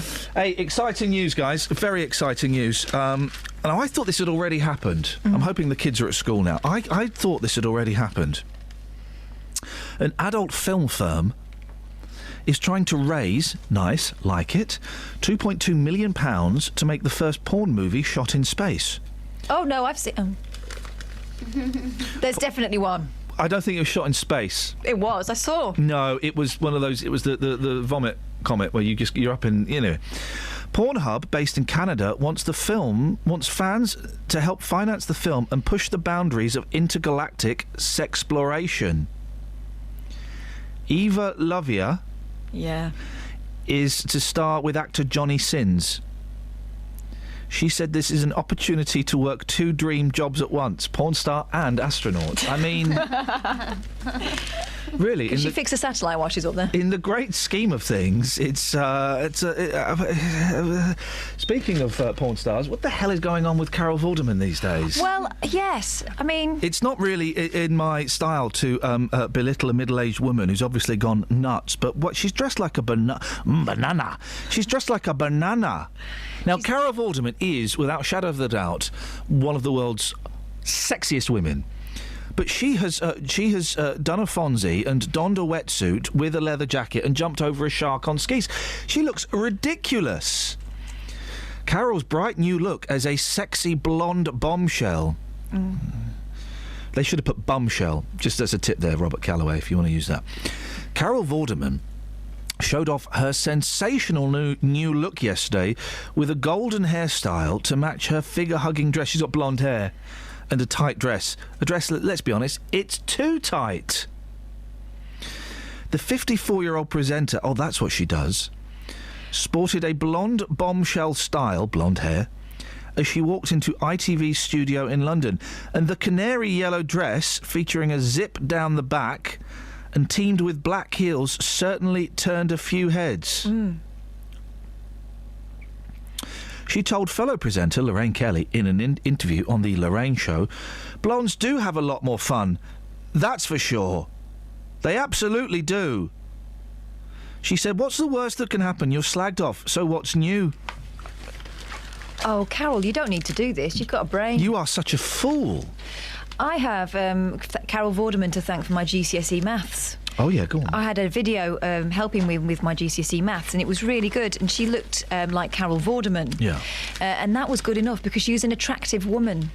And then in recent years, Carol Vorderman is morphing, isn't she, into someone who's got, someone else's teeth in. And now this. Carol, you don't need to do that. OK, fair enough if you want to, but it doesn't need to be all you are. She looks like Rick Parfitt. She looks like... I'm just going back to this Rick Parfitt story, right? Because he's an idiot. I can't believe he's in the papers with this. Speaking out to warn... so he got sold some posh pans that weren't the posh pans. They were just like your bog standard pans. Do you know what? My favourite pan is a really cheap one. Yeah, the best ones are. Speaking out to warn others of the con, Mrs. Parfitt said, "I cannot believe we both fell for it.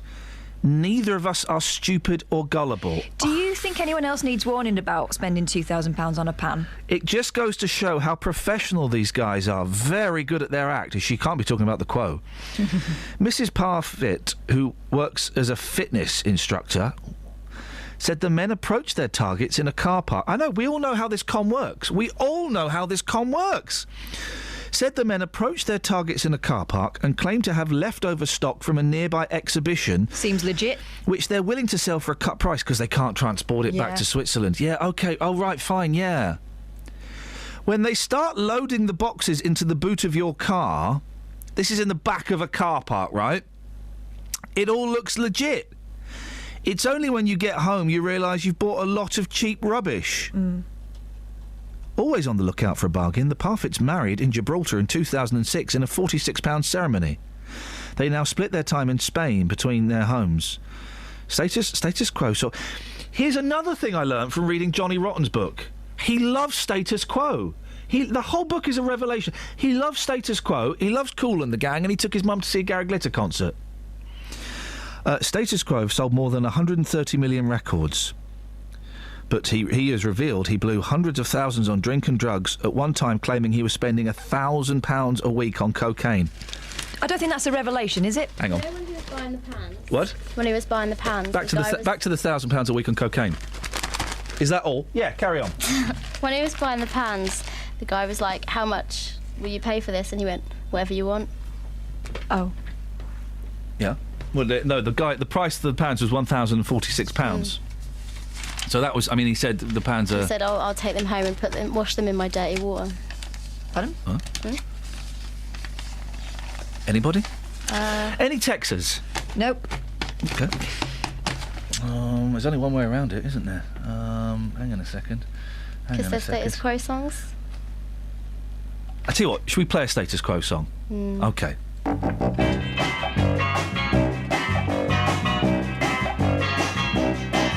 In the middle of the earth, in the land of Shire, lives a brave little hobbit whom we all admire. With his long wooden pipe, fuzzy woolly toes, he lives in a hobbit hole and everybody knows him. Bilbo Baggins, he's only 3 feet tall.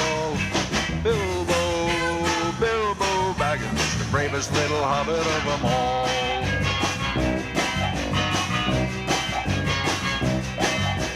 Hobbits are peace-loving folks, you know. They're never in a hurry and they take things slow. They don't like to travel away from home. They just like to eat and be left alone. But one day Bilbo was asked to go on a big adventure to the caves below to help some dwarves get back their gold that was stolen by a dragon in the days of old. Bilbo Baggins is only 3 feet tall.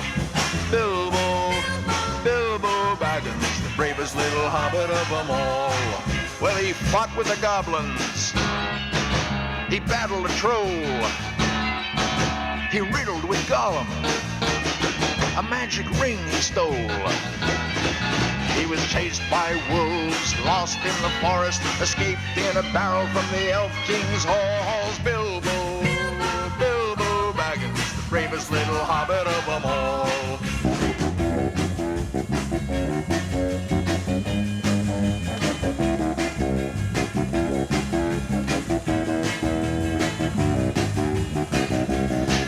Now he's back in his home in the land of Shire, that brave little hobbit whom we all admire, just sitting on a treasure of silver and gold, puffing on his pipe in his hobbit hole. Bilbo Baggins, he's only 3 feet tall. Bilbo Baggins, the bravest little hobbit of them all. Who'd rip quaff the quo over saucepans. It's not fair. Travel news for beds, cards and bugs. BBC Three Counties Radio. In Hitchin, it's really busy on the A602 between Whitehill Road and Paynes Park in the roadworks. Also into Bedford on the A6 Paul of Radcliffe Way. There are queues between Clapham Road and the Broadway at St Peter's Street because of the roadworks there. In Chorleywood on the A404, it's very busy approaching Common Road where there's roadworks, and it's causing queues on Green Street and Loudwater Lane as well. On the trains, London Midland and Virgin trains are affected by 30-minute delays in and out of London Euston Station. Samantha Bruff, BBC Three Counties Radio. Sammy, thank you very much. 8:46. It's Friday, the 12th of June. I'm Iain Lee. These are your headlines on BBC Three Counties Radio. There's fresh criticism for Thameslink rail services through Bedfordshire and Hertfordshire, with Network Rail accused of offering poor punctuality and reliability. An inquest opens today into the deaths of 2 teenagers and a woman in Bedfordshire a fortnight ago. And campaigners in Bedfordshire have welcomed the first sentencing of a man under forced marriage laws. Let's get the weather. Here's Elizabeth. Beds, Herts and Bucks weather. BBC Three Counties Radio. Hello, very good morning to you. We'll see some thunderstorms a bit later on through the day. There's a Met Office weather warning out for them. Until then, yes, the risk of 1 or 2 showers creeping up, but lots of dry weather around as well. Some brightness, some spells of sunshine. It's feeling very muggy and warm too, with highs today by the end of the afternoon of around 24 or 25 degrees Celsius. But along with those high temperatures will come the risk of seeing some thunderstorms triggered off, basically. Some heavy downpours to be expected, particularly through the evening rush hour, and also the chance of some thunder, some lightning, hail, the lot. So possibly a very wet drive home for many of us, and then overnight tonight all of those thunderstorms are going to organise themselves a bit better, and there'll be some outbreaks of thundery rain on and off through the course of the night. This system is going to push its way northwards, so a very wet night, quite a muggy, humid feel to the night. Again, lots of moisture in the air. Start the day off tomorrow on around 14 or 15 degrees Celsius, but tomorrow should brighten up through the course of the morning. We'll probably get some sunshine by the afternoon, particularly for southern areas of the three counties, and we'll see highs of probably only around 20-21 degrees Celsius, but a pretty decent day. It will feel cooler and less muggy. On Sunday, that weather front's going to sink its way southwards. It's going to fragment, so the rain won't be as heavy. There'll probably be a few outbreaks of drizzle, quite a lot of cloud, and feeling cooler as well, with a northeasterly wind as we head into next week. That's the forecast.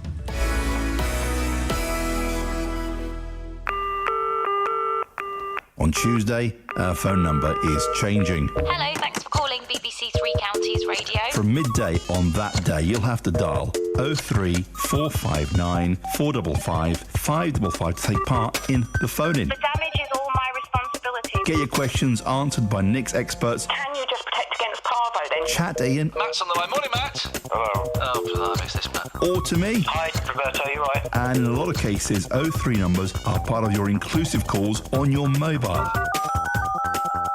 So remember, from Tuesday, you need to dial 03459 455 555 to stay in touch with BBC Three Counties Radio. Yeah. This is Iain Lee. On BBC Three Counties Radio. So, we've all had training. We're moving to the new studios next week. I think our first show is Wednesday, is it, in the new studio? Yes. We've all had training, which has been really great fun. I've really enjoyed hanging out with those guys. It's a shame we can't do it more, but I'm busy. And when we were having one of the training sessions, we were all kind of sat there, and Sports Billy Jeff came in late. Came in late. So it says me, there's you, there's Tim from the JVS show. Who was Simon with us for that training? No.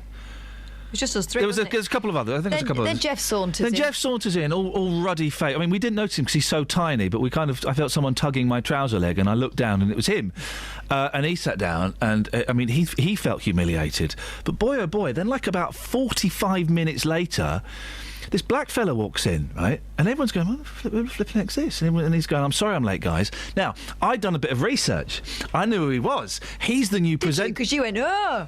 I didn't go, whoa. Yeah, as he walked in. I was just being part of the gang. I knew exactly. You thought he was an interloper. I knew exactly who he was. Yeah. I do research on this radio station. Well, OK, I didn't, but then I saw he'd written his name down, and I put 2 and 2 together, and then I knew who he was. You see? You put a do together. I put, Oh, come on, man. We're better than making jokes about people's names on this show, aren't we? Anyway, he walked in. He was like an hour and a half late for a 4-hour training session. Didn't care, did he? He didn't give a monkeys, and that is exactly the right attitude you need if you're going to be a presenter here at BBC Three Counties Radio. It is Edward Adu who is taking over on Sunday nights. Edward joins us on the line now, I hope, unless he's overslept. Good morning, Edward. I haven't overslept, and I've still got my Barry White voice. You know what? To be fair, I love that intro. I'm not going to diss you, Ian. I'm not going to even go there. No, don't go there, Edward, because you got nothing to diss with. You were late. It was like your first day, mate, and you were late.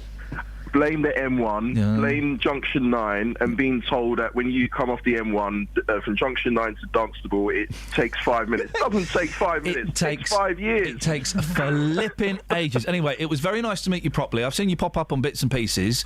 You're doing it's Sunday nights, isn't it? Sunday nights, 8 till 10. Okay. So, taking over from the great Nestor McGregor, who has won the lottery, and he's gone on to do other things. Yeah. So it's great to fill in and take over. And we've got loads of good stuff on the show, music, features, stories, and I'm going to be working with our very own Lockers. Well, no, this is Matt Lockwood. This is the thing. You say this as though it's a good thing. Have you actually met Matt Lockwood? I have. Okay. Can I play you? Can I play you a clip of Matt Lockwood before you? Go for it. Okay. Just have a listen to this. Hang on. At the touch of the leather, I quiver and gasp. Oh. He walks around me again, trailing the crop around the middle of my body, and on his second circuit, he suddenly flicks the crop and it hits me underneath my doodah, against you know what. The shock runs through me, and it's the sweetest, strangest, hedonistic feeling. That we found that in Matt's personal diary under a heading, "What It'll Be Like Working with Edward." Oh dear. See, the thing is, I didn't know what he gets up to, or don't know what he gets up to after dark. You see, and it's kind of worrying now, especially that we're going to be working together on a Sunday night. Yeah. What else does he do? Well, is this? Do you find anything else? Yeah, we found this. Before I know it, he's got both of my hands in his vice-like grip above my head, and he's pinning me to the wall using his lips. His other hand grabs my hair and yanks down, bringing my face up, and his lips are on mine. My what's-it strokes his and joins in a slow, erotic dance. His hujima-flip is against my belly. That was found on his computer in a file entitled Production Meetings with Edward. Wow. You see, now I'm like, shaking my head thinking, gosh, what a Sunday night's going to be like. Well, let's up Matt. What a Sunday night's going to be like. Let's bring Matt into the conversation. Good morning, Lockers. Lizzie, you forgot your lunch. No. You don't need your lunch? All right, see you later. See you tonight. What are you talking about? What are you doing? Wait a minute, I need to make a drink. Can I just put you on loudspeaker? I'll put the kettle on. Wait a minute. Mind me put on loudspeaker, Edward?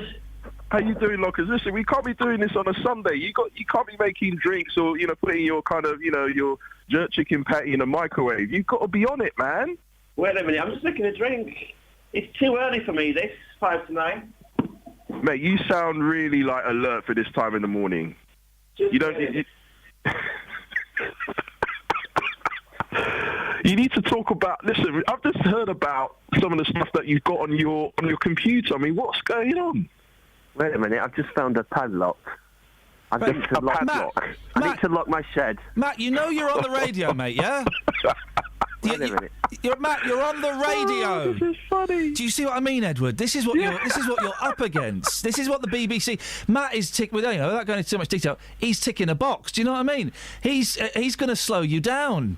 See, Ian, I've worked at other places, and I haven't come across this before. You know what? This is exciting times.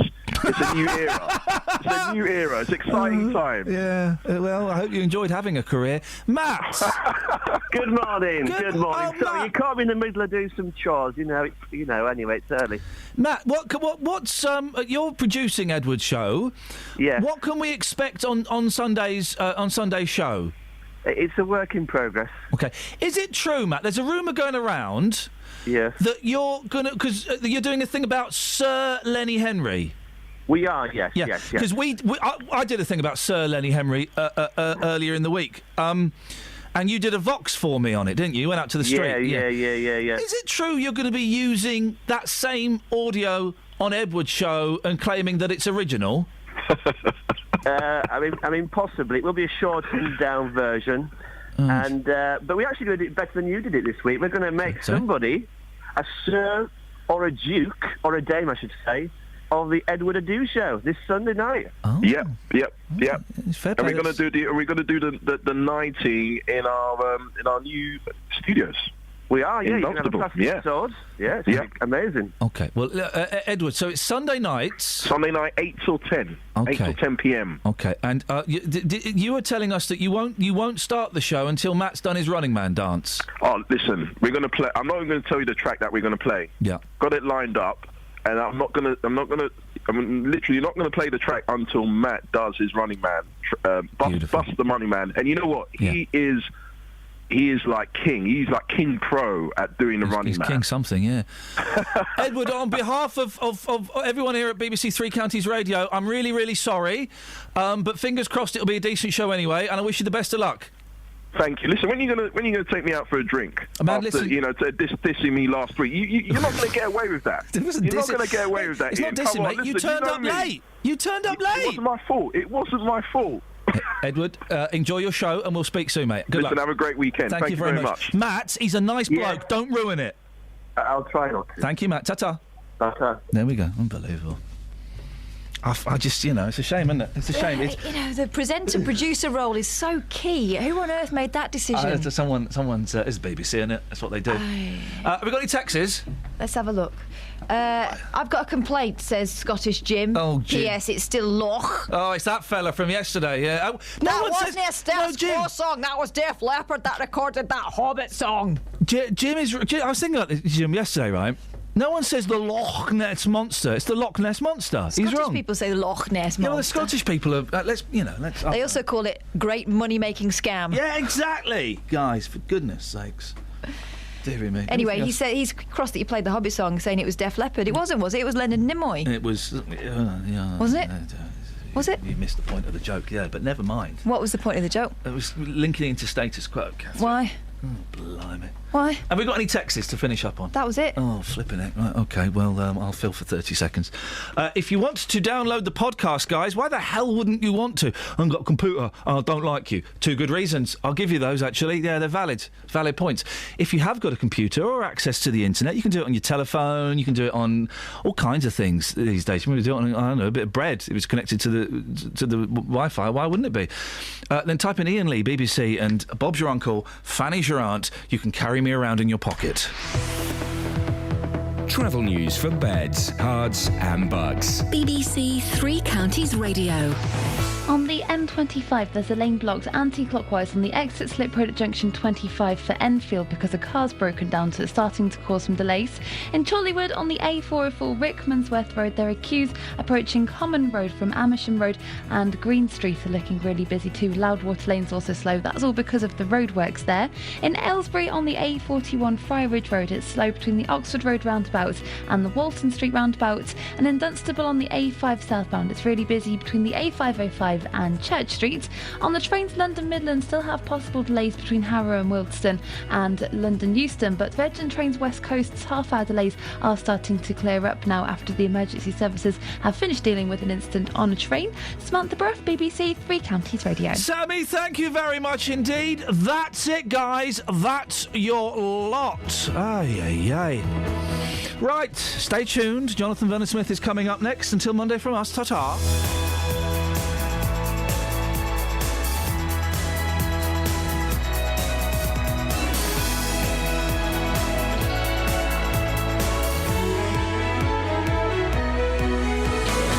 Local and vocal across beds, hearts and bucks. This is BBC Three Counties Radio. Thank you, Iain. Good morning. Welcome to the JVS show. I'm Jonathan Vernon-Smith. It's Friday. It's 9 o'clock, and on today's Big Phone-In, do you think Lynette should now pay her fine? We're discussing a case this morning that has angered many of you, I know. Lynette took her schnauzer, her miniature schnauzer Sasha, to Bedford Cemetery for a walk. She hadn't been there before, and she allowed her little dog Sasha to walk by her side, under control but not on a lead. A council warden saw her, chased her on a bike and told her that she'd be fined £50 for walking Sasha off the lead.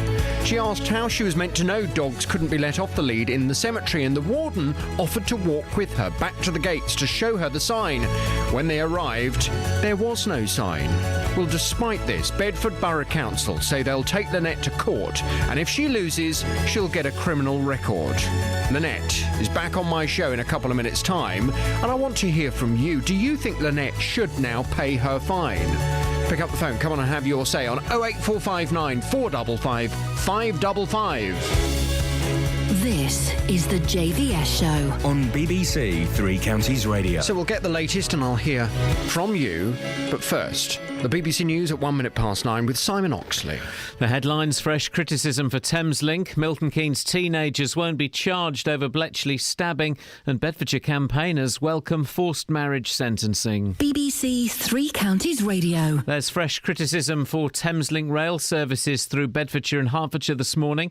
Rail regulators say Network Rail is offering poor punctuality and reliability on some of the busiest commuter routes, including Thameslink. Network Rail says more people than ever before are getting to their destination on time. Linda McCord is from Passenger Focus. It's important that a review is carried out to find out why some of these schemes are not running to schedule. It's very important to passengers. After all, particularly those who are commuting into work, pay a lot of money for our fares. And we should be getting an excellent service. We should be getting punctual, reliable trains. Police in Milton Keynes say 3 teenagers arrested after a sixth form pupil was stabbed near his school will face no further action. A 16